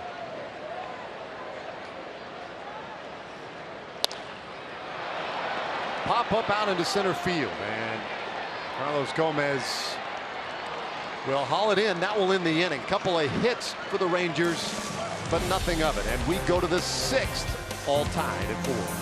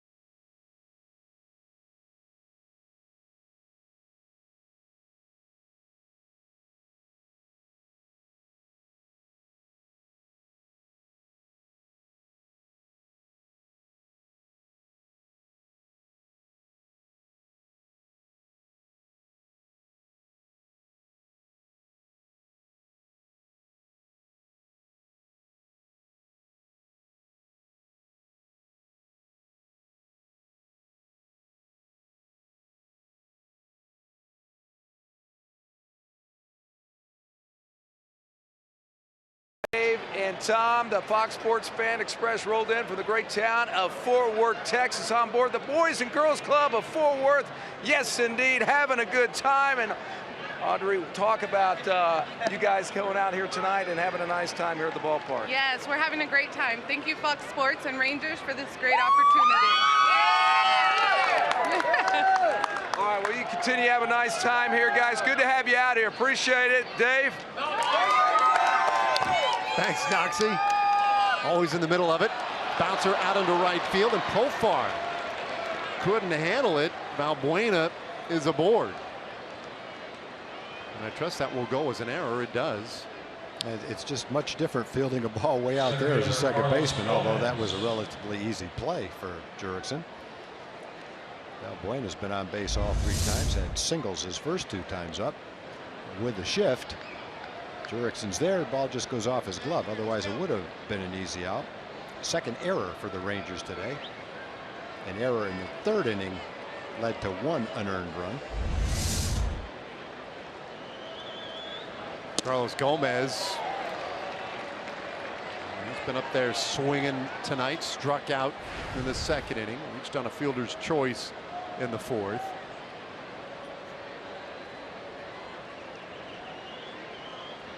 Bottom of the order, though, for the Astros has been productive tonight. Gomez. A little trouble with the balance after that swing.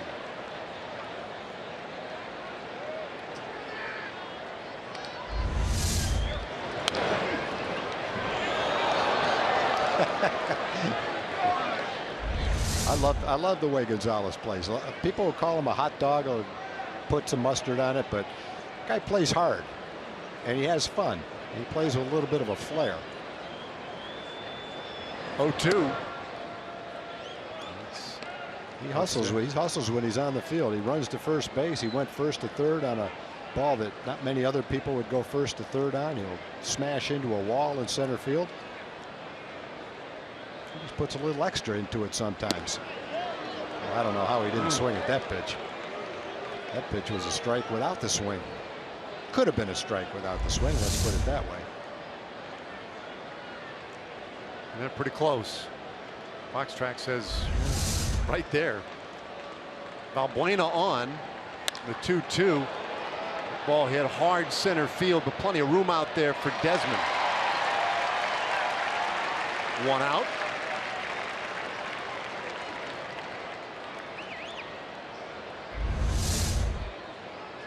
First baseman Marlins Gonzalez.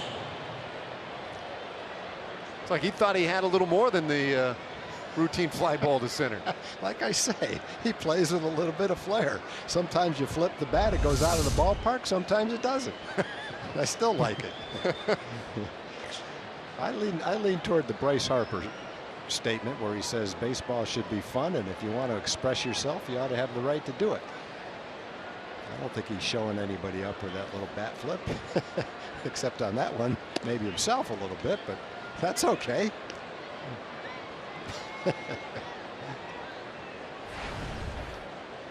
Yeah, he's a guy, though, who, for whatever reason, when he was with the Twins, it just didn't quite go well, and then went to the Brewers, and after a while, they just sort of fell out of love with him as well. And I don't know that it has been all that smooth sailing every day with the Houston Astros. He's aggressive, he's lively, he's all those things you talked about. At times, I think a word that people have used is reckless. Well, let's put it this way. If he was hitting home runs and hitting 300, they wouldn't have a problem with him. The biggest problem he's had with the Astros is he hasn't produced since he's gotten there.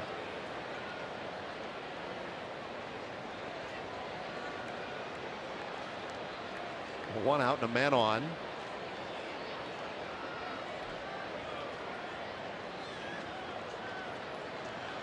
Marwin Gonzalez 1 for 2 tonight, singled in the 4th inning.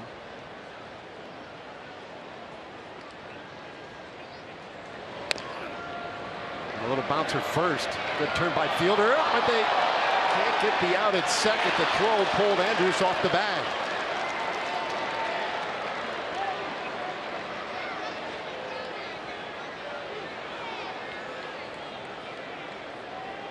Second throw to second base on a fairly routine throw that has gone astray for the Rangers. Colby had one earlier in the game on a ball Springer hit. Prince has plenty of time. Throw just sails on him a little bit, and as hard as Elvis tries, he can't quite keep his foot on the bag. That's the second error of the inning, third of the game. Rangers have given the Astros a number of opportunities in this one. Yeah, this is when you hope Colby can pitch around it, but that should be 3 outs and back on the bench. Instead, he's got to pitch around Castro, who has 2 hits and an RBI in this game, and then the top of the order. You can see right there, Brocale dispatched to make that call to the bullpen. It's Jason Castro, who's been a tough out today. 2 for 2. And an infield hit in the 3rd inning, and then singled home a run in the 4th.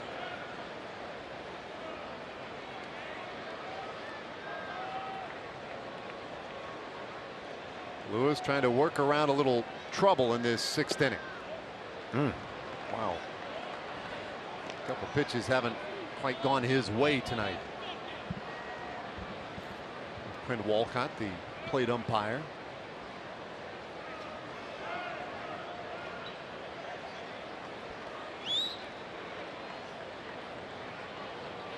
Shift on the infield. Buena didn't get too far off second base, but Wilson wanted to say hello.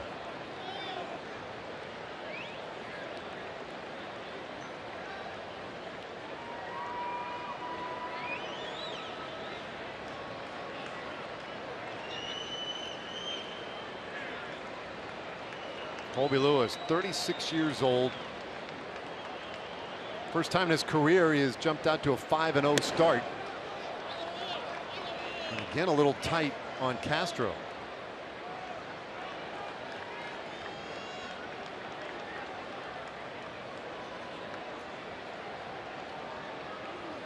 Lewis has had all kinds of success against the Astros in his career.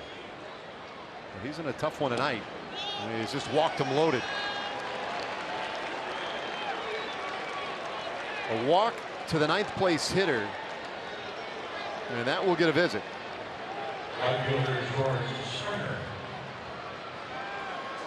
Tony Barnett, Luke Jackson getting loose out there in the bullpen. Hey, the Boston Red Sox will be facing your Texas Rangers Friday, June 24th. First 20,000 fans to the game get a pair of Major League glasses courtesy of Papa John's. Stick around after the game for baseball movie-themed fireworks show. Find your tickets today, TexasRangers.com, or by calling 972-RANGERS. Some baseball-themed glasses. Those look like the ones the Wild Thing wore in Major League.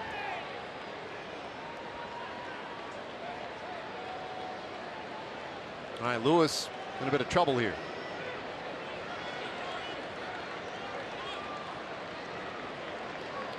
George Springer, the batter, he bounced into a double play his last time up, which is remarkable in and of itself. He is one of the toughest in the American League to double up. Good speed, very athletic leadoff man. He's hit .390 since taking over that leadoff spot. Good job of pitching right there. You see a difference in the at bat. That pitch is a strike. Last at bat, Kobe had a couple of pitches that were borderline that didn't go his way. That time a borderline pitch did go his way, but the slider away and then the fastball in was a pretty good combination when you keep them in that location. Another fastball in, jammed him. Springer got on an error in the 3rd inning on a fastball in, almost knocked the bat out of his hand. Just a little dribbler back to the mound. So Kobe is utilizing location pretty well against Springer today. Fastballs in, and this will be either a fastball in again or a slider down where the first pitch was, down and away, hopefully. I think the feeling is if he does throw that same slider, Springer might have a hard time making contact with it. Fights off another one. And he reached for it, but that was in the lower part of the strike zone. Maybe 6 inches more outside and down might get the job done.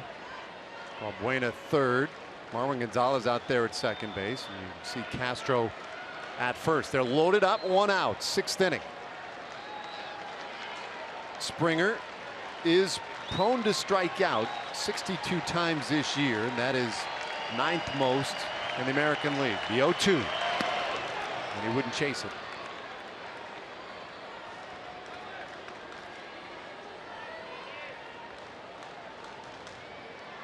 Two errors in the inning, and it's created an opportunity for the Astros.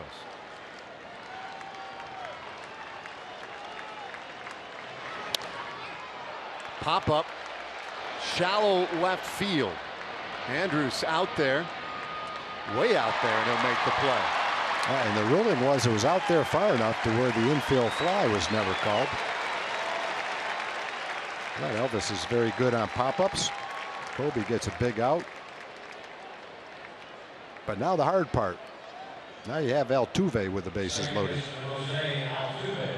but with bases loaded and 1 out, kept Springer from driving in a run.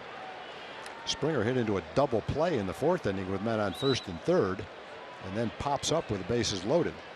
Colby trying to get 5 outs this inning. 2 errors have put him in a major jam, but if he can get Altuve, he will have done an incredible job of pitching around those errors. But Altuve's hot, 3 for 3 in the game.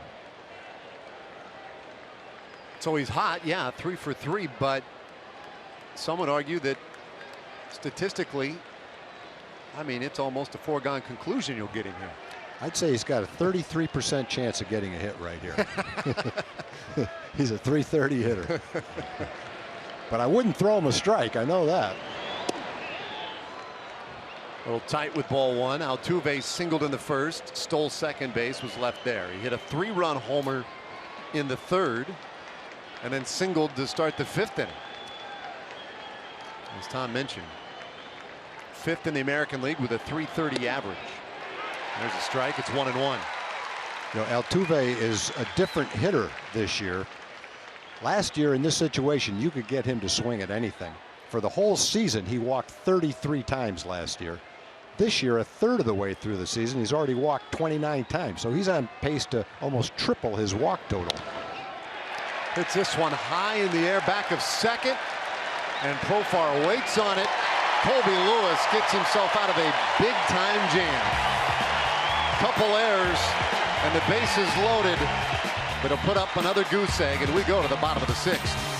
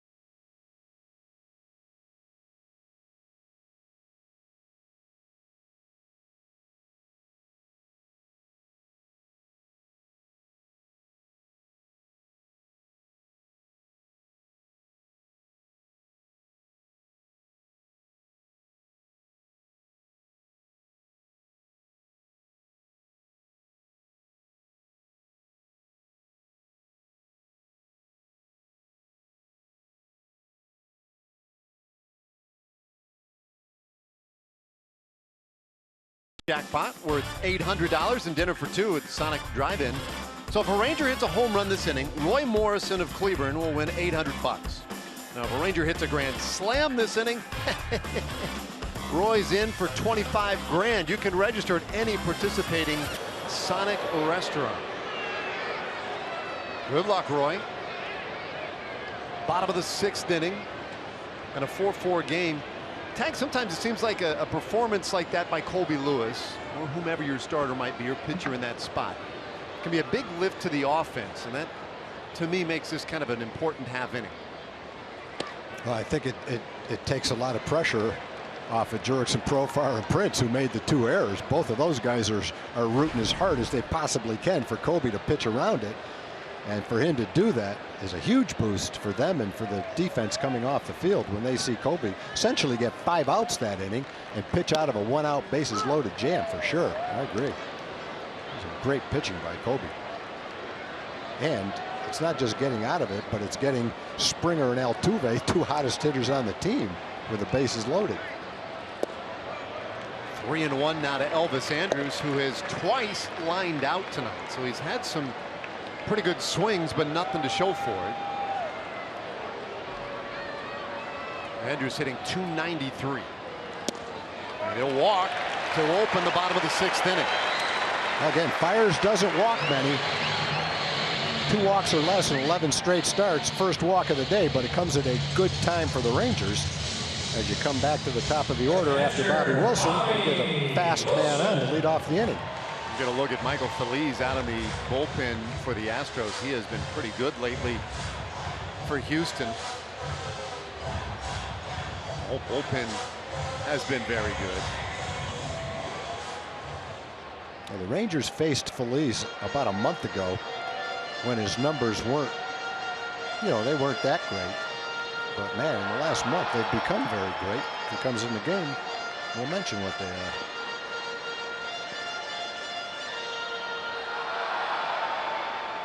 Well, first, Mike Fiers will be allowed to contend with Bobby Wilson here.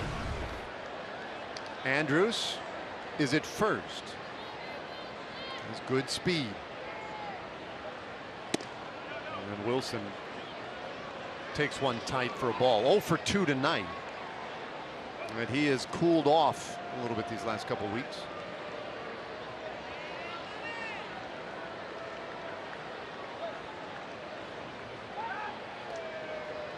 Check in on Andrus. 7 steals so far this year for Elvis.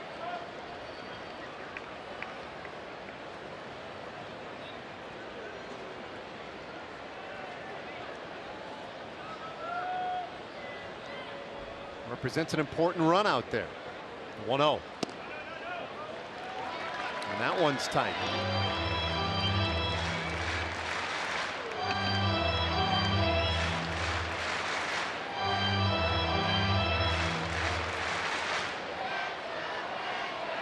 Fiers gave up 3 runs in the first, allowed the solo home run to Rougned Odor in the 3rd.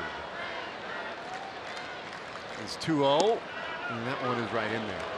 Now he has since allowed just 2 hits since that 3rd inning, couple of base hits in the 5th.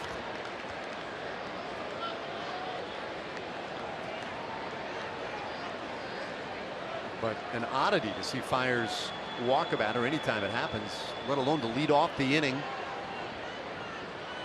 Andrus is running, and the 2-1 pitch grounded toward the hole in short. Correa with a backhand and able to get Bobby Wilson, but Andrus advances to scoring position. The Astros had the second baseman covering as Elvis was running. Bobby got an off-speed pitch and was a little out in front of it and hit it to Correa. Watch, Altuve is going to be sliding over towards second, which means Correa maintains his position and the ball's hit right to him. That's going to be it for Fiers. So the right-hander is done, and he leaves with a potential go-ahead run in scoring position. We'll tell you about the new pitcher in just a moment.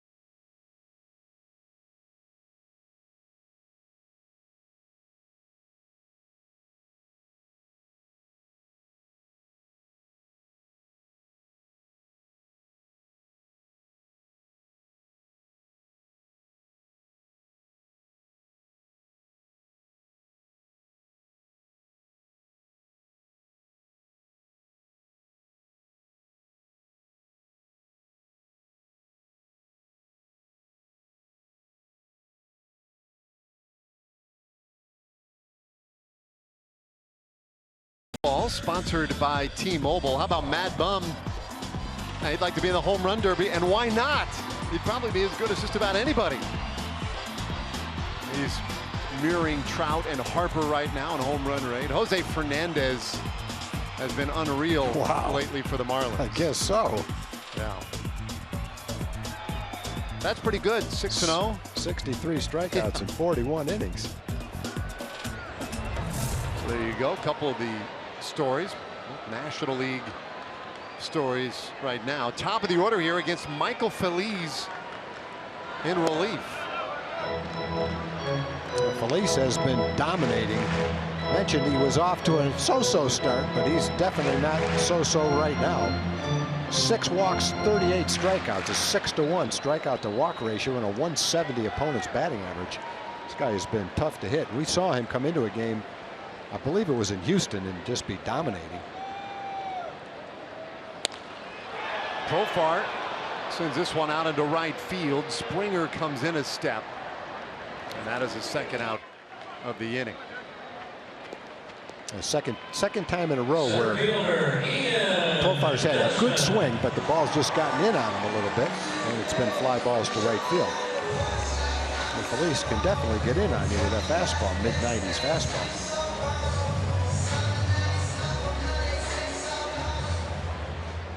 Two gone, and it's Ian Desmond.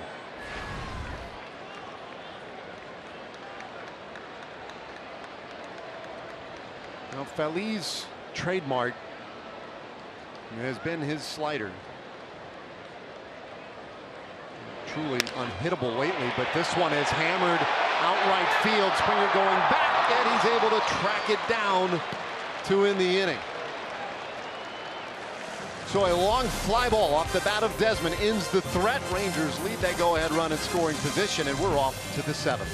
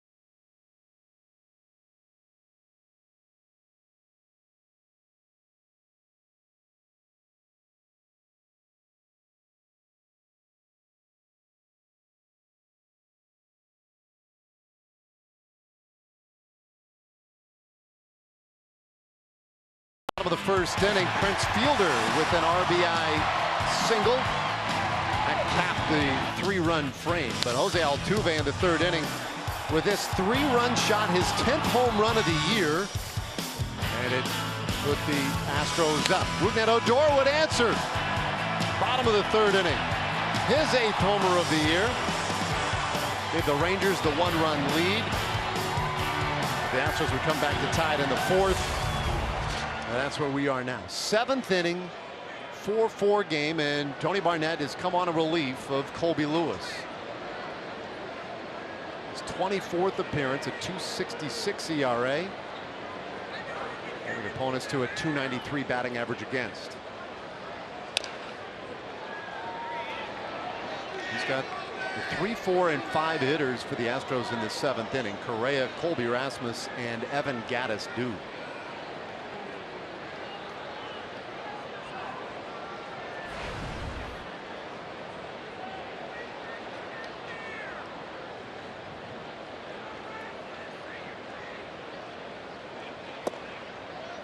little bit low. And 1-1 to Correa, who tonight hitless in 3 trips. The third place hitter has seen the average settle in around the mid 260s this season.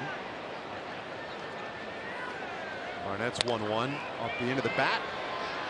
Back of first, long run fielder and foul ground, and he can't quite get there.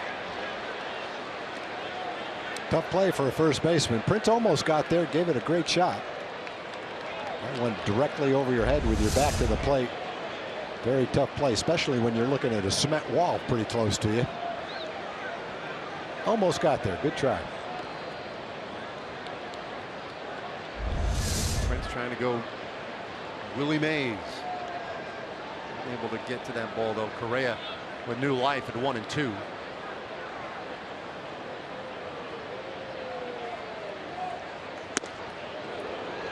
The heater evens things up. 2 balls, 2 strikes. Last year's American League Rookie of the Year. Handled the bat real well. And man, can he play some shortstop?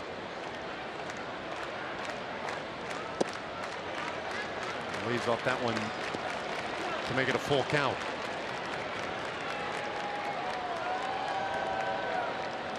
Gray is another guy that will take his share of walks. He's walked 28 times. That's 10th. Tied for 10th in the American League in walks. Barnett's 3-2. And he will take the walk. Good example of it right there. Laid off a borderline pitch. The Astros have the lead man on in the 7th. They've had the leadoff man on 6 straight innings. That's playing with fire.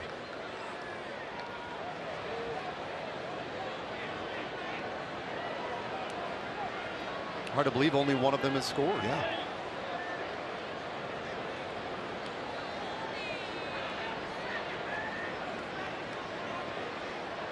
No, Colby Rasmus. He was swinging for it all there. Rasmus 0 for 3. He's popped up, struck out, flying out to left field.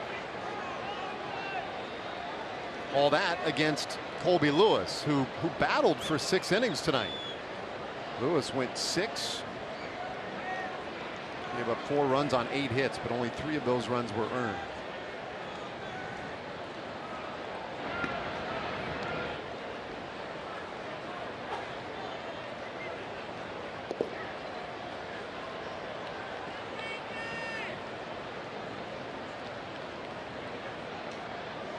The Astros, after a tough start, swept by the Rangers down at Minute Maid Park toward the end of mid-May. And have since turned it around. They have won 11 of their last 13 games. Shuffled the deck just a little bit with Springer taking over the leadoff spot. Now Altuve dropping to second. A.J. Hinch has his team playing well. Now the one thing Hinch is dealing with now is who's his closer. And that answer has not sufficiently come yet, as this one bounces off of Wilson's glove and Correa advances to second base. Wild pitch. It's a significant event as it takes away the potential for a double play. Just got away from Tony. And Bobby, make sure that they're on the same page with the signs. Everybody knows what's coming. Yeah, tough to catch that ball if you're looking for something down and in. And a different kind of pitch. I was talking in the first inning about some of the free 90s that the Rangers had taken or were granted, as the case may well have been, leading to that 3-run inning. Since the Rangers have awarded a lot of free 90s to the Astros tonight.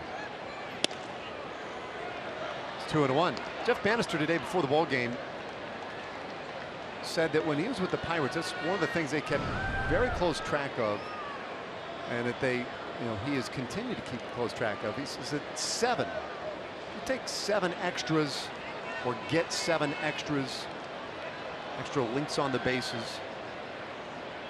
That is usually the tipping point to a win.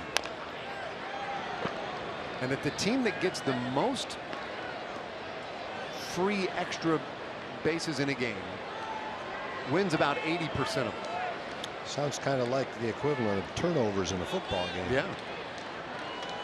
I think that's a good analogy. I hear coaches in football say all the time, whoever wins the turnover battle wins the game. And I guess getting an extra base, a free extra base, is kind of like a turnover. 2-2 to Rasmus, and that one is smashed by first, a base hit into right field.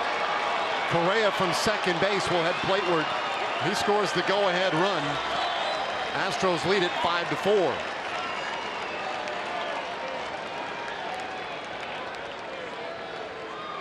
A hard hit ball by Rasmus. He's hit a couple of balls hard today, but he pulled them both foul, home run distance. And he hit that one just as hard.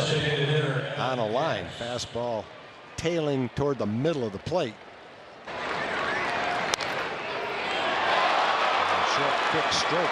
Put that in play with authority.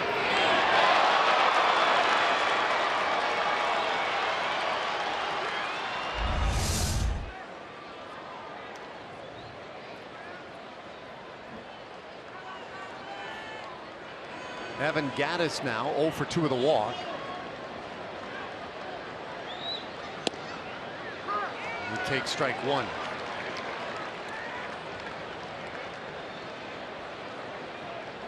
Well, there you go. So the Astros have found it pretty easy to win when scoring 4 more runs. 12 consecutive times they've emerged with the victory, and today with 5 runs.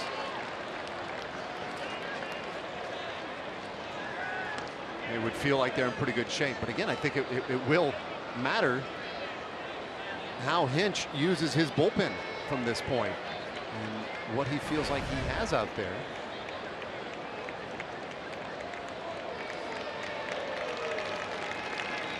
I mentioned a little bit earlier that regardless of who the closer is, overall the bullpen has been pretty solid. Since May 1st, they've had the best ERA in the American League. So he's been selecting guys out of the bullpen, and for the most part they've been coming in and doing a pretty good job. We'll see what order they come in.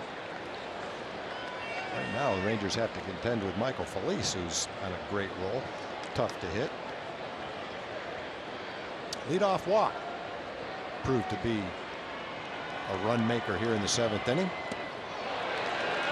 Gattis chases, and that is the first out of the inning. Second time he has struck out tonight.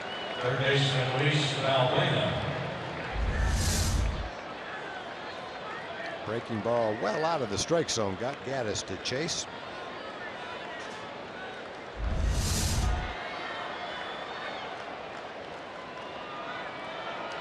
So big strikeout for Barnett. And now Valbuena, who has reached all 3 times he has come up. A couple of base hits and reached on an error to start the 6th inning.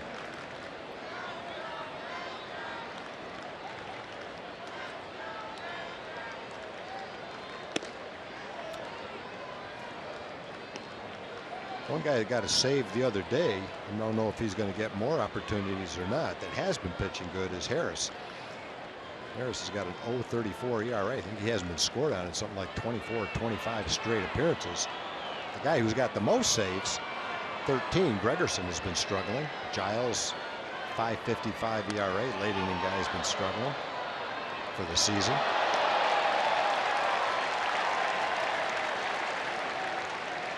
Gregerson may be out of that role, and it's not clear that it is necessarily Giles at this point, although I think that was conventional wisdom going into the year, because Giles would be first man up. And Harris may have indeed pitched himself into that spot. Well, we'll find out. Yeah, Harris's numbers are pretty much exactly like Felice's numbers. They've each pitched about 26 innings, given up 15 or 16 hits, haven't walked anybody, and have a lot of strikeouts. And a great opponent's batting averages. Harris is even better than Felice. So if you look at the guys who are throwing the best with late inning stuff, it would be those two guys. Whether or not they flip-flop in the order, time will tell. 2-2 now as Wilson manages to smother that one. I'll take you one step further on the Harris numbers and the consecutive scoreless outings, and overall just the ridiculous numbers for him. His first outing of the year, he put a man on base and had to lead the game. Luke Gregerson came on. Well, he left the game with that man on base. Gregerson gave up a home run. That's the only run that is scored against Harris this year. And he didn't give it up. Technically, he gave it up. A lot of pitches for Tony so far. 20 pitches. Yeah, and he has deliberated between each of them. He's working hard with each successive delivery. It's a full count on Valbuena.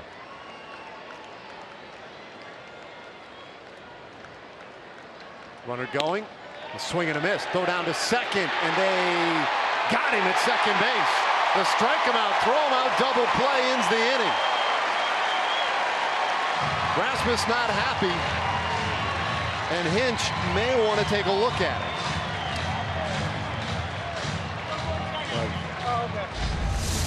He can ask for one, and the umpires will decide whether to give it to him or not. Let's see.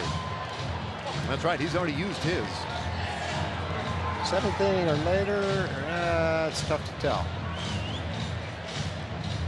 Something came off the base. His foot came off the base, but did his hand replace it in time? I don't know. Walcott. It's up to the umpires, and they're gonna take a look at it. Generally, late in the game, even if you've used your challenge, the umpires, if it's a close play, will grant you the opportunity after the 7th inning. Look again. So here's the question, Tag, is do you see enough there to convince you that he didn't get it? Is there anything there that is clear and convincing evidence that he was safe? It was tough to tell. When the foot came off the base, did the hand replace the foot simultaneously, or was there a little bit of a gap? And if there was a little bit of a gap, was the glove touching with the ball in it, touching the runner? Not sure. Let's take another look. If his foot, if he's being touched, I don't know if there was any daylight or not.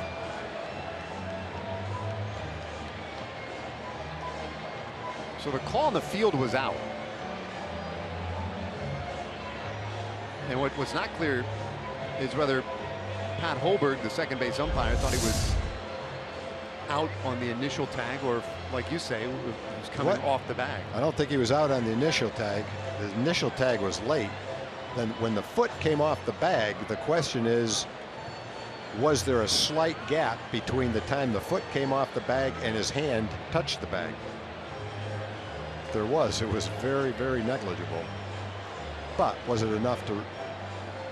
Yeah, it's tough to tell, but can't argue with the call. The inning will continue. A strikeout of Valbuena. But Rasmus with his 4th stolen base of the year. The foot is definitely safe.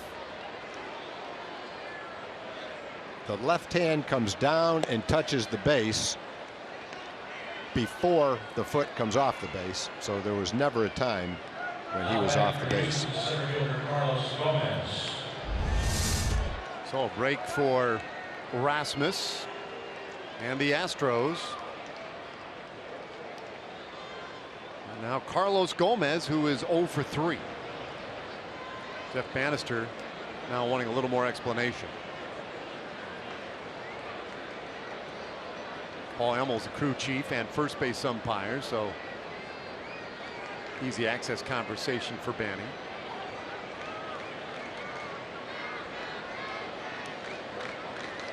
It's a curious process to me, Tag, that the Astros work their challenge early. This play happens, and it is Hinch who comes out and requests that the umpires make the review. It seems like it should be of the umpire's volition to decide to review a play. I mean, it's almost like getting another challenge. Right? If the manager doesn't say anything, the umpire is going to let it stand. I don't think the umpire is going to. Another umpire is going to say, hey, I'm not sure if you were right on that. I'm going to check your call. Without the call from the manager to check it, the umpires aren't going to do it on their own. But, you know, the rule is you can only have one challenge, but after the 7th inning, it's up to the umpires. And at least from what we've seen, when that's happened, the umpires have granted the extra challenge to the manager. Yeah, they don't seem to be too hesitant. No. I think, you know, if you look at it, trying to get everything right, they've been pretty fair. And in that case, that was a big call. They got a man in scoring position instead of being out of the inning. Well, Barnett needs another to strike out the side, and the crowd's Gomez 1 and 2.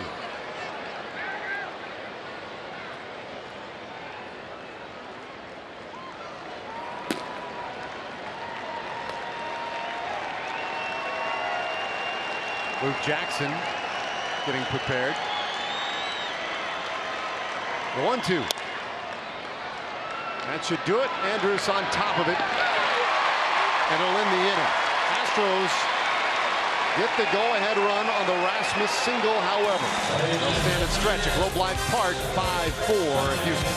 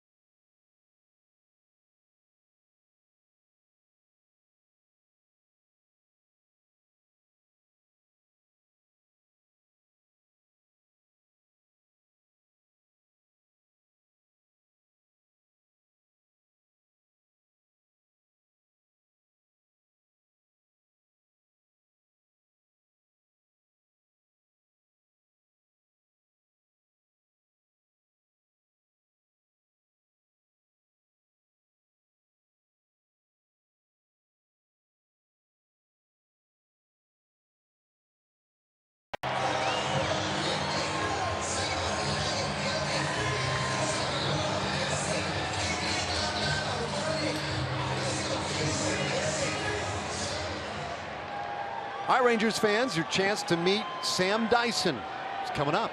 Ranger captain will be with him as well, June 8th at Whataburger on Airport Freeway in Euless. Go to texasrangers.com/appearances for more information.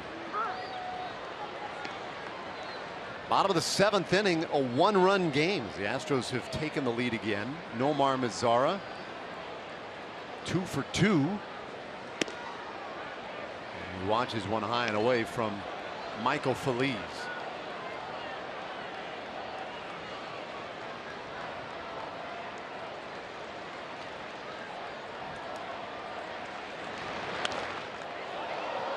One and 2 the count. Mazara, the American League Rookie of the Month in April, and the American League Rookie of the Month in May.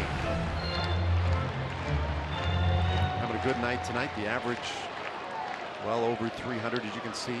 Team high 10 home runs. Phillies had been mostly a starting pitcher. He had relieved a little bit, but in the minor leagues, for the most part, he was a starting pitcher. Got to Houston for a cup of coffee last year as a reliever, and then they went out and made the big trade for Giles, expecting him to be an 8th or 9th inning guy. Yet right now it's Phillies, homegrown guy, young guy who's throwing the ball as well as anybody, and Will Harris from last year. Well, for what it's worth, and maybe it's not worth anything, a lot of Phillies' work so far this year has been in what they would term low leverage situations versus the high leverage spots late in games.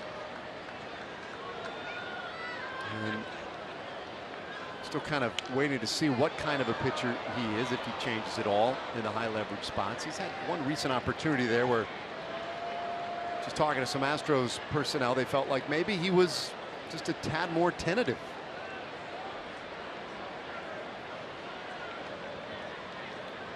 I think this qualifies as a pretty high leverage spot here. Heart of the order, 1-run game, 7th inning.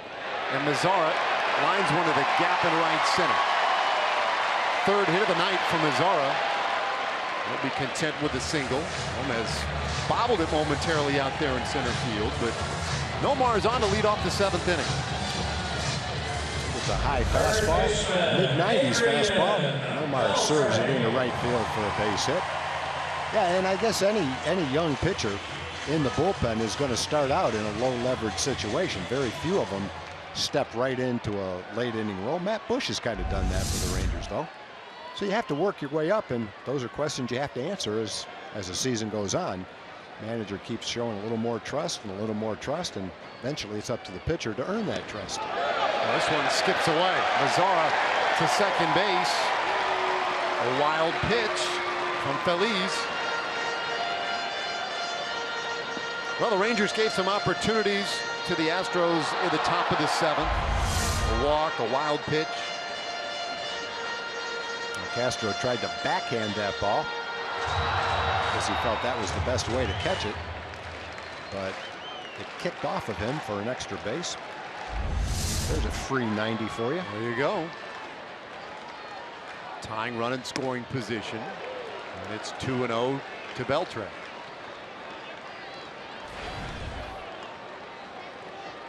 Yeah, I think this is, when you look at from an Astros perspective, talking about high leverage, this is about as high leverage as it gets. A lead late in the game against a team that you've had a difficult time beating. 2-0, threw him something other than a fastball and got a strike.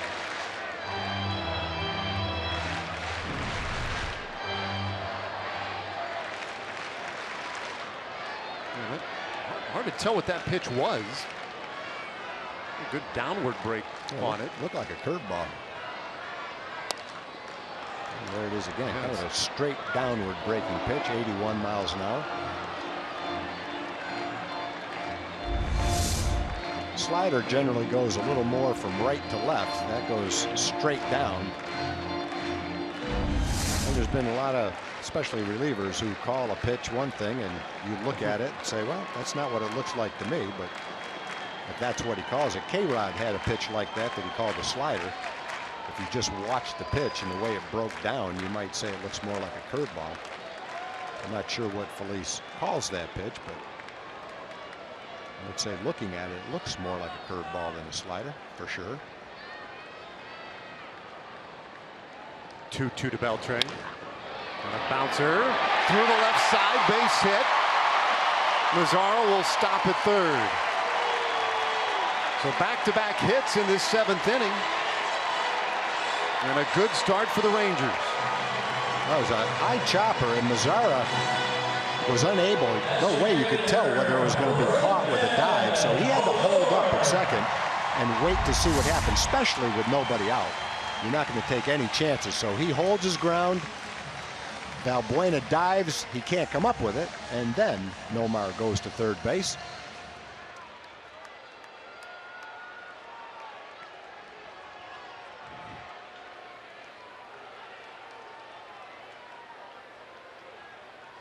So 2 men on. And Rougned Odor, who homered in the 3rd inning, to retake the lead. At that point, it made it a 4-3 Rangers advantage.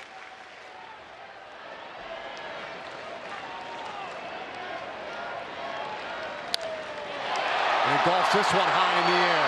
Deep right field. Springer is back. He'll have room. Makes the catch. But Mazzara able to tag at 3rd. He'll score, and we're tied at 5.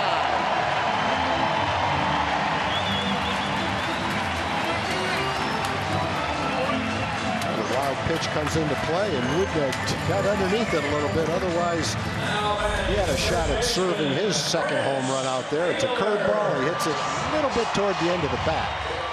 Hit it well right to the warning track. Definitely well enough to tie this game. Just missed getting all of it for a 3-run homer.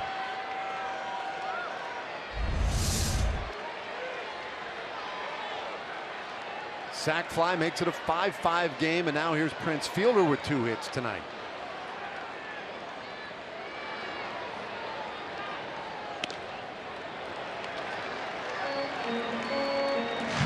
Now, if you're thinking that Prince looks a little bit different at the plate, we're going to show you an example of what the fact that he is a little bit different. He's made a little bit of a mechanical change in his approach to the pitcher. You hear batting instructors say you have to get your front foot down in time for your timing to be right.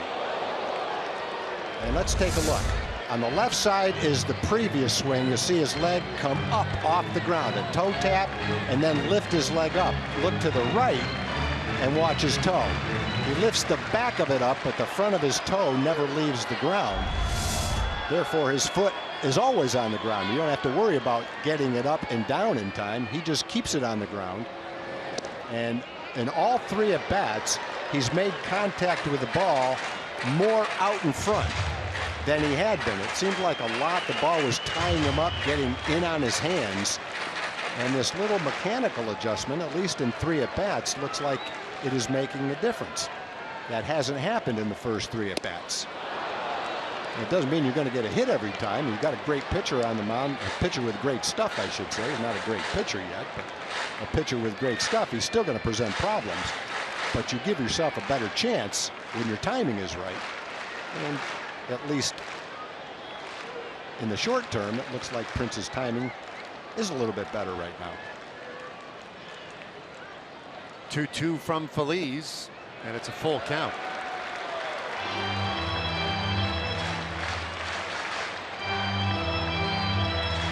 You know, Prince had mentioned that he's had a hard time pulling the trigger and hitting his pitch, and then another hard time laying off the bad pitches. When your timing is better, you're seeing the ball better, it could very well allow him to lay off some of the pitches that he's been swinging at out of the zone. Pops is foul. And keeping the ball away from him. And again, throwing 97 miles an hour. That was a pretty good swing. He was right on that ball.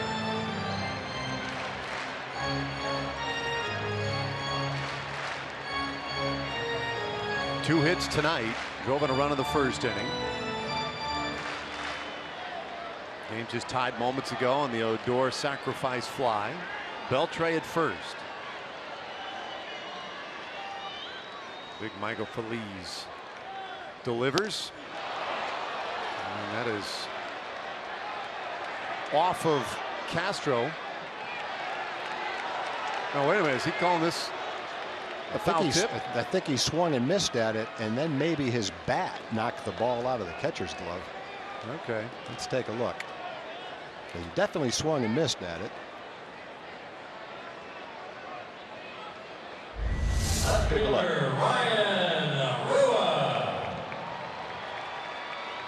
And there's the bat hitting the glove, and out comes the ball.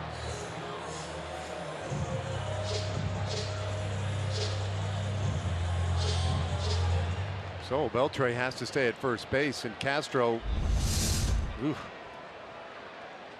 And that's a strikeout, but those were good swings. It wasn't a matter of timing. It was just a matter of Feliz making some good pitches and not being able to make contact. It's a subtle change, but at least through 4 at-bats, it looks pretty good. 1-0 to Ryan Rua. Play him straight up on the infield. That one takes off Walcott's face mask. So boy, hazard pay back behind the plate.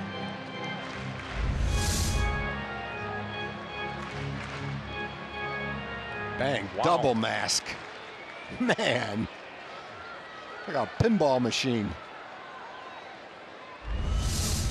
Not making light of it either, boy, because even with that mask, we've seen catchers and umpires go through the concussion protocol. Strike 2 to Rua. That was weird. I don't think I've seen that too often. And it wasn't a glancing blow either. It hit Castro hard, and it hit the umpire hard too.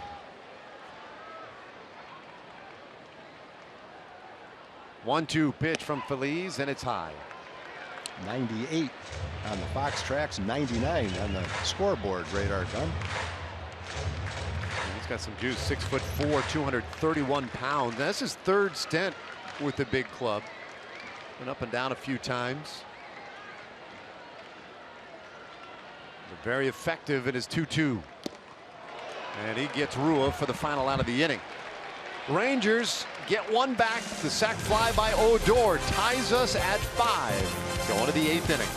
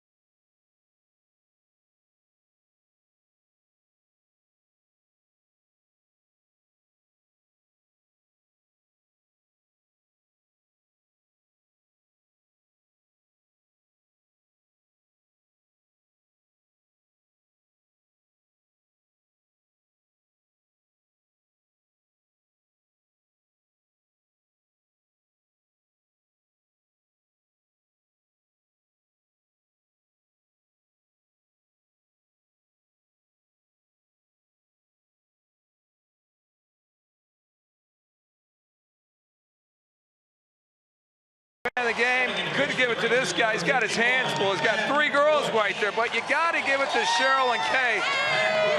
Dave and Tom, they're not going to let a couple of broken ankles knock them around. No, they're going to come out to a Ranger game. How'd you break the ankle? We kicked our husbands to the curb. Oh, right, okay. Good one there. All right, well, congratulations. Here's the back. Speaking of the husbands, you guys, your life just got a little difficult, didn't you? A lot of bell ringing, huh? Taking care of the wives. Well, good. Glad you got them out here tonight. You guys enjoy the rest of the game. There we go. Yes, go Rangers, Dave. Is that an empty seat between them? It sure looks like it. Wow. He finds himself in all kinds of situations. Matt Bush has come on here in the 8th inning, his 12th appearance. A 1.69 ERA. Very good. The 2.56 batting average against. And there's that breaking ball for strike 1 on Marwin Gonzalez. Pretty good pitch for a guy looking for a fastball to drive on the first pitch. He knows he throws 98 miles an hour, and he was trying to get out in front of that fastball, but instead he swung right over it when it broke below him. Mitch Moreland has come on to play first base. 8th inning, tie game. And another breaking ball. So 0-2 on Gonzalez, who singled in the 4th, reached on an error in the 6th inning, but also hit into a double play.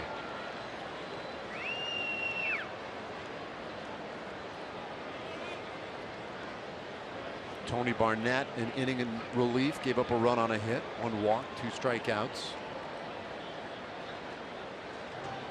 Battle the bullpens tonight. And there's Luke Gregerson, so we may see their former closer in the 8th inning. He's not the closer tonight. So by process of elimination, we've eliminated one of them for tonight.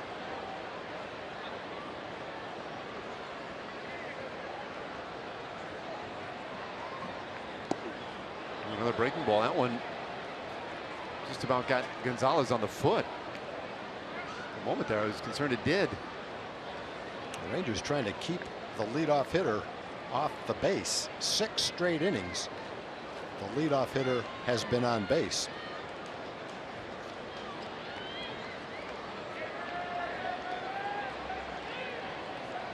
Matt Bush, he's pitched twice in the last 7 days.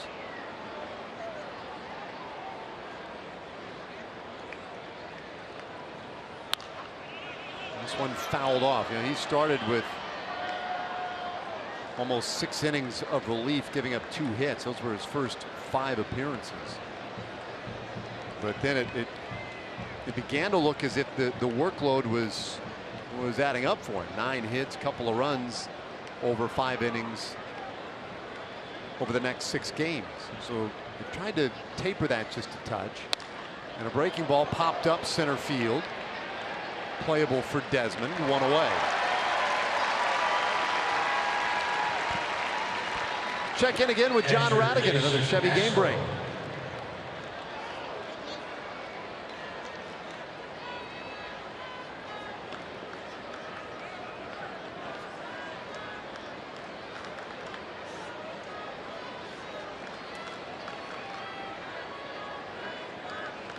All right, thanks, John.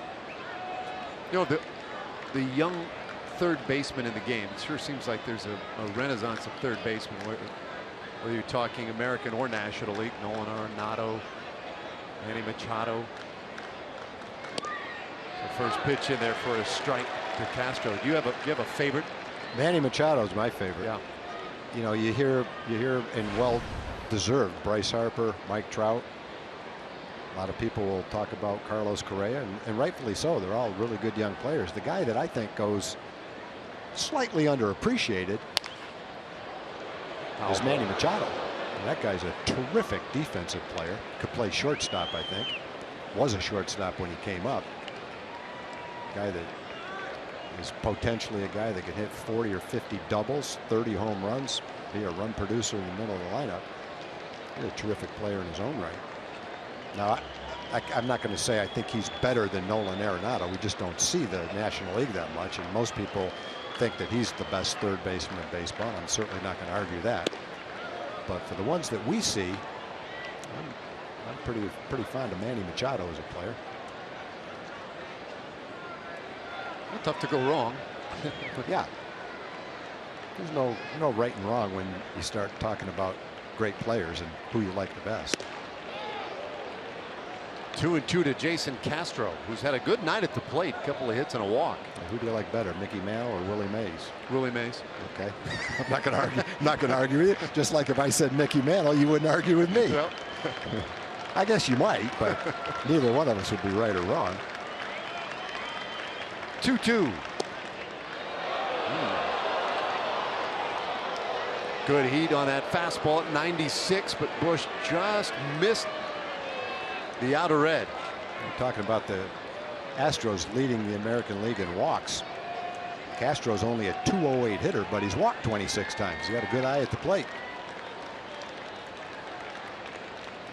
Payoff pitch. And he went.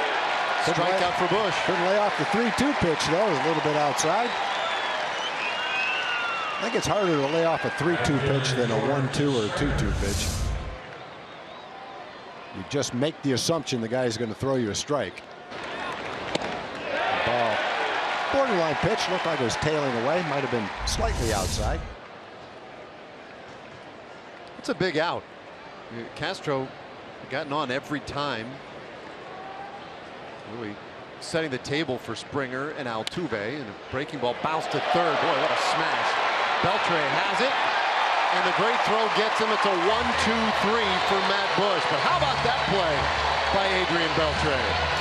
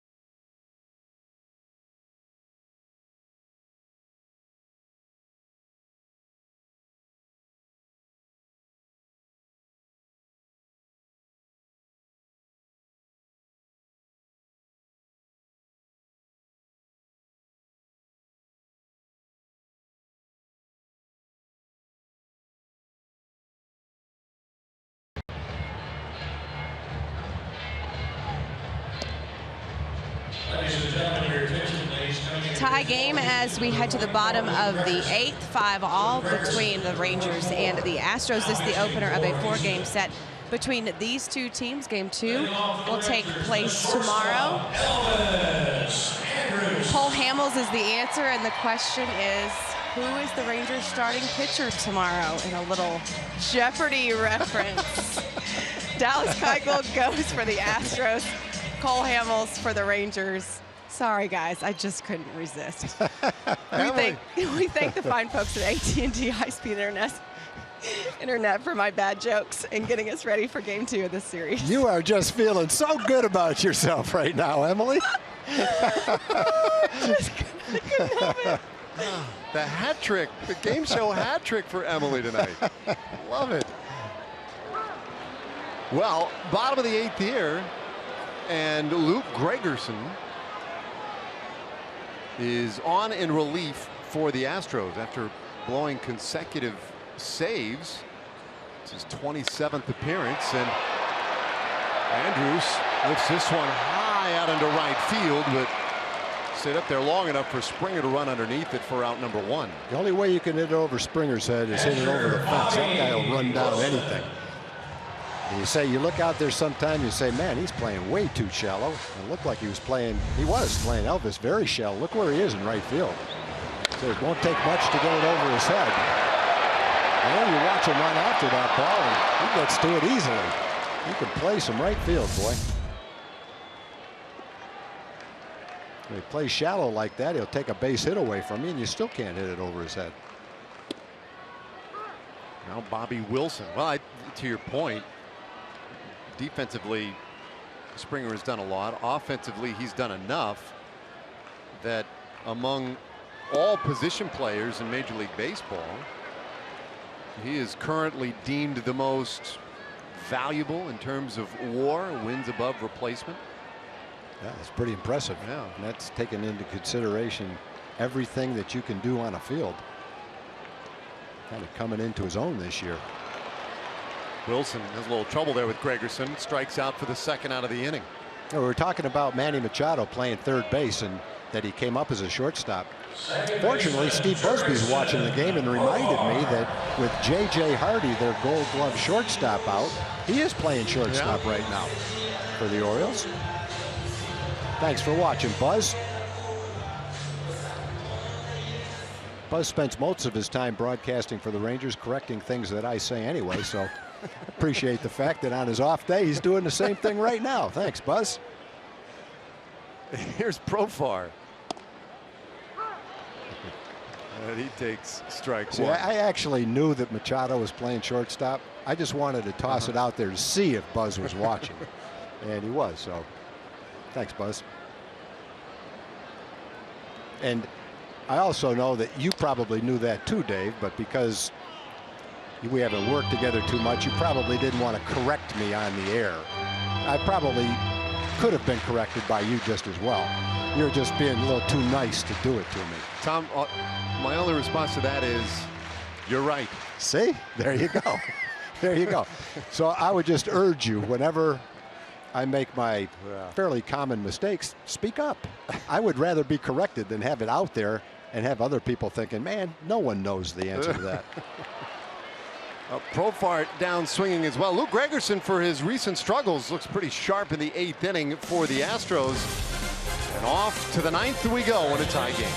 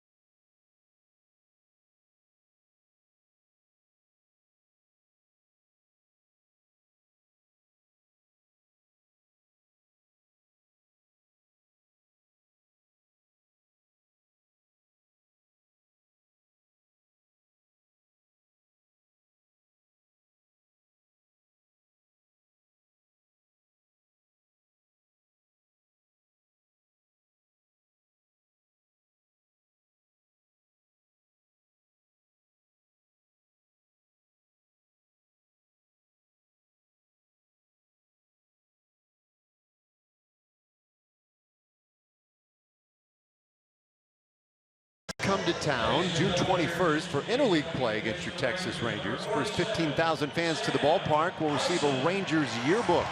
The yearbook includes player profiles and pictures from each Rangers youth baseball career. Pretty cool stuff. Get your ticket for that June 21st game. Log on to TexasRangers.com or call 972-RANGERS. The little one's asleep. I think that's awesome that babies can sleep through this. Here's Sam Dyson on tie game, 9th inning, his 30th appearance of the season. He'll get the 2, 3, and 4 hitters. Numbers very good for Dyson. As you pointed out earlier, Tag, part of the reason he can pitch in now his 30th game is he's pretty efficient once he gets in there. Yeah, he's throwing fewer pitches than most guys late in the ball game. Pretty good fastball right there to a guy that's swinging a great bat, looking fastball, trying to ambush him on the first pitch, and got it by him. And there's a little changeup for you at 91 miles an hour. Had to be geared up for the 96-mile-an-hour fastball, maybe a little bit out in front of the 91-mile-an-hour changeup. And a big day for Altuve. Take a look at our Jimmy John's delivery of the game, and this was Altuve back in the 3rd inning, a 3-run homer that tied the game because the Rangers had played at 3 in the top of the 1st. And Altuve gave the Astros a little life. This time he pops up into center field, and Desmond gets 96-mile-an-hour fastball on the first pitch and has a good swing at it.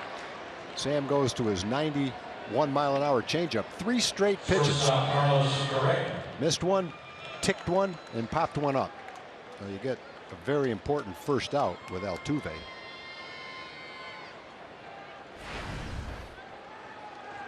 Now Carlos Correa. He walked in the 7th inning. Otherwise hitless tonight.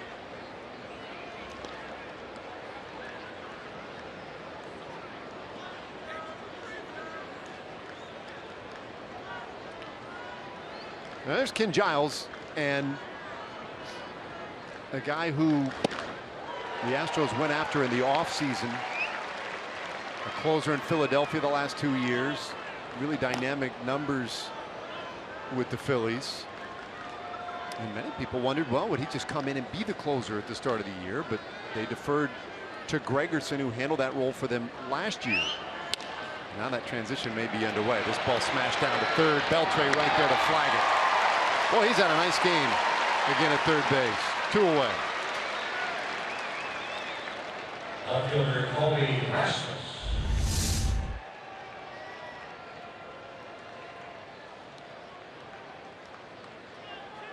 Yep, wrong guy to hit it to if you're trying to get on base. And against Sam Dyson, he's not trying to hit it to any one person. He's trying to hit it somewhere. That's where it ended up going. Oh, typical 2 outs on 7 pitches for Sam. Now needs 1 more out to get it to the bottom of the 9th, tied. And he starts Rasmus with strike 1. In the bottom of the 9th, it'll be Desmond, Mazzara, and Beltre. 2, 3, and 4 for the Rangers. So that sets up about as well as Jeff Bannister could hope.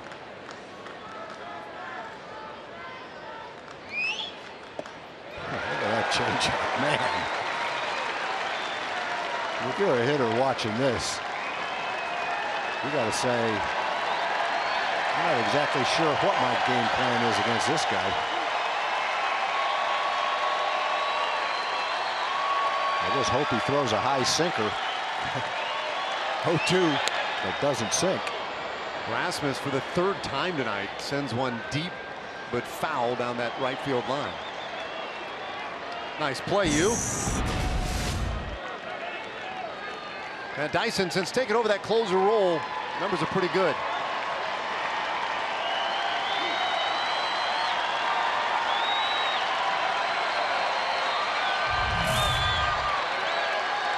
It's 0-2 to Rasmus.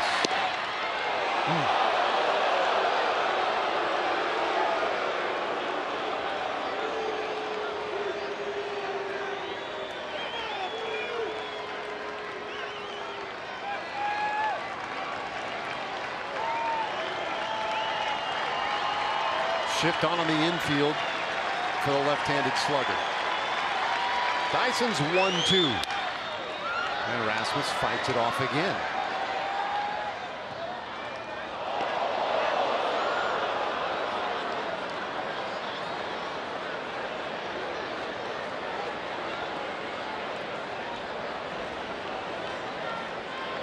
Rasmus last year with really a big year, kind of a breakthrough season for him with the Astros. It's 2-2. 25 home runs last season.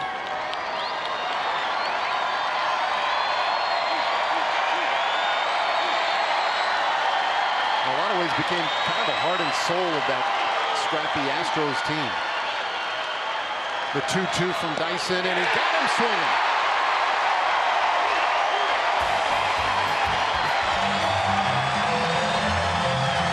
Bottom of the 9th coming. Ian Desmond to lead it off.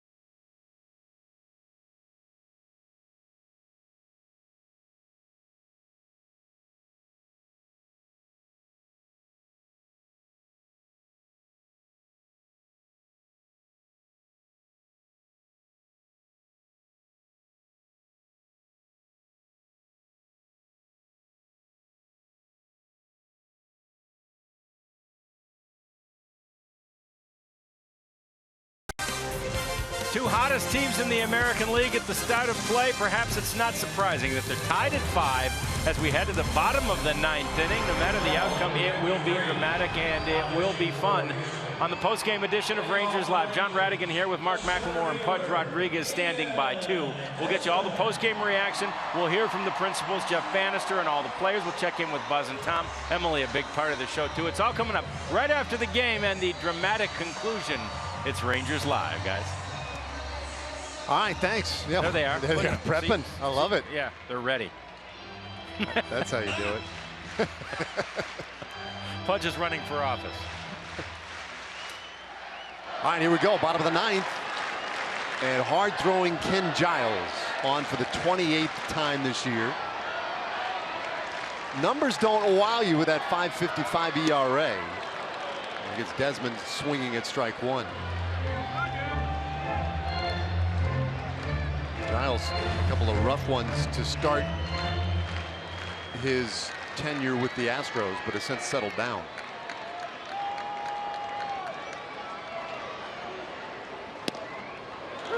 Well, I guess one thing this will tell you is that Will Harris, at least right now, is the closer.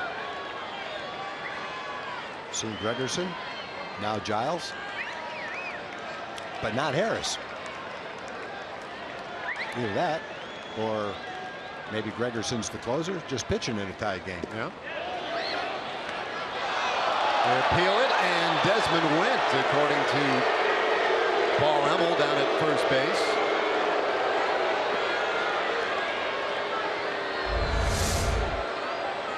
Yep. Strikeout starts tonight.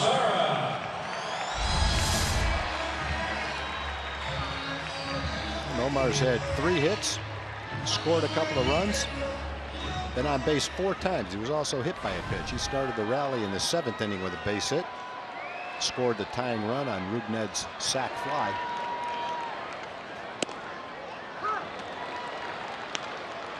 Giles with a lot of off speed in this 9th inning. For a guy who has that 98 plus in his arsenal, you tend to expect it. That one lifted into left field, base hit. Mazzara is on. Well, if you need to know anything about Nomar Mazzara, there it is right there. He takes a curveball for a strike and then lines a 98-mile-an-hour fastball over shortstop for his 4th hit of the game. I'm sure Giles and Castro felt after a curveball that a 98-mile-an-hour fastball would be a pretty good pitch. There's the curveball for a strike, and there's 98 miles an hour for a line drive base hit. First career 4-hit game for Nomar Mazzara. And he's the winning run out there. Strike 1 to Beltran.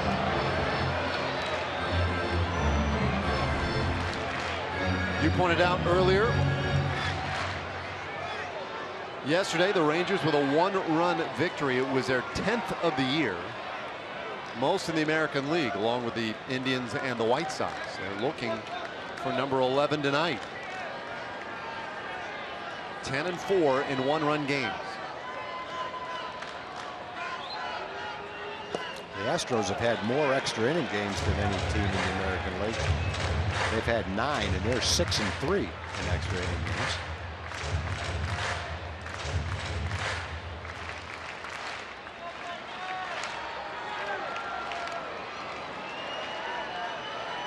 Well, the preponderance of the Rangers offense tonight came early. A 1-1 though to Beltran, and he fouls it off his foot.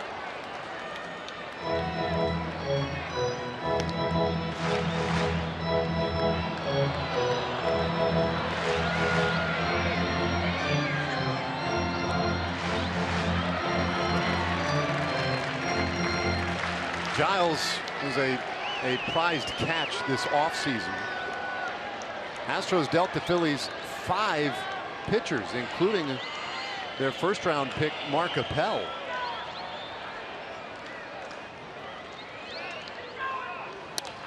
Beltran bounces that one to short, bobbled. They'll get the out at second, but not at first. Beltre beats it out.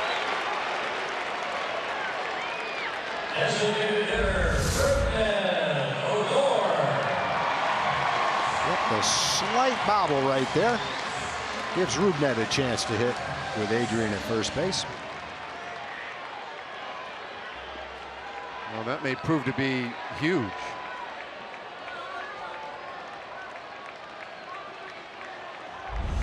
Odor has homered tonight. And went pretty deep in the 7th inning with his sac fly to right field to tie the game.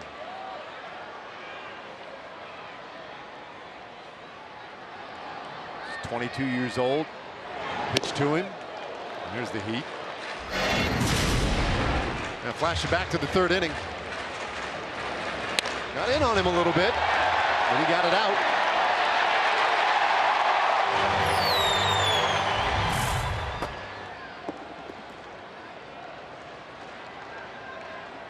Eighth of the year for Rubnet.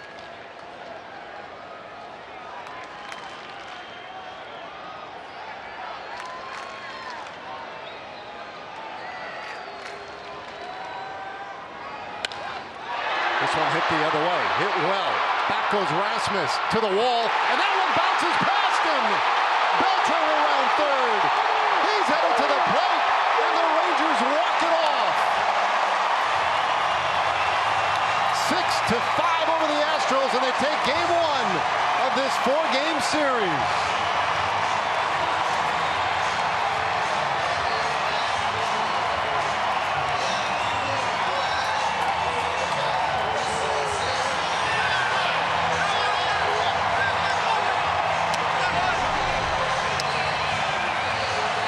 Dave, you said on the little bobble by Correa, that might be costly.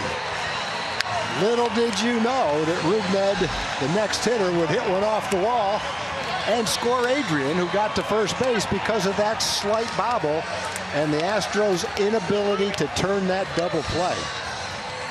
Boy, all night these two teams were back and forth, giving each other extra opportunities. You know, they cashed in here and there. But that last little break, that bobble at short, proves very costly for the Astros as the Rangers make it 11 straight over the Astros here at Globe Life Park. And 7 straight this year overall. Let's head down to the field with Emily Jones. Rubnet Odor, you've already gotten one ice bath. I'm not sure another one's coming, but let's go ahead and knock this out. Walk me through that last at bat. I mean, I know he threw hard. He got pretty good fastball. And I was looking for that pitch. He threw me that pitch, and I just tried the run in. You got all of one, and then you almost got all of another one. What were you feeling like at the plate here tonight, and how big was this game for you guys? I mean, I feel pretty good right now in the play. I mean, we just trying to win every day, man. And that's what we do. For this team, the way you all are playing together right now as a group, what is it like to go out there every day and play? I mean, it's great to play with this team. We are like a family. We play together all the time, and that's how we are. Thanks so much. We appreciate it. Up top, Rubnet Odor. No whammies tonight for the Rangers, you guys. Send it back up to you. Emily's in a zone. What a ball game tonight. 6-5. Rangers over the Astros. Rubnet Odor with this shot out into left field. Colby Rasmus overplayed it. Rangers have taken all 7 from the Astros this season. We'll be back with more in a moment.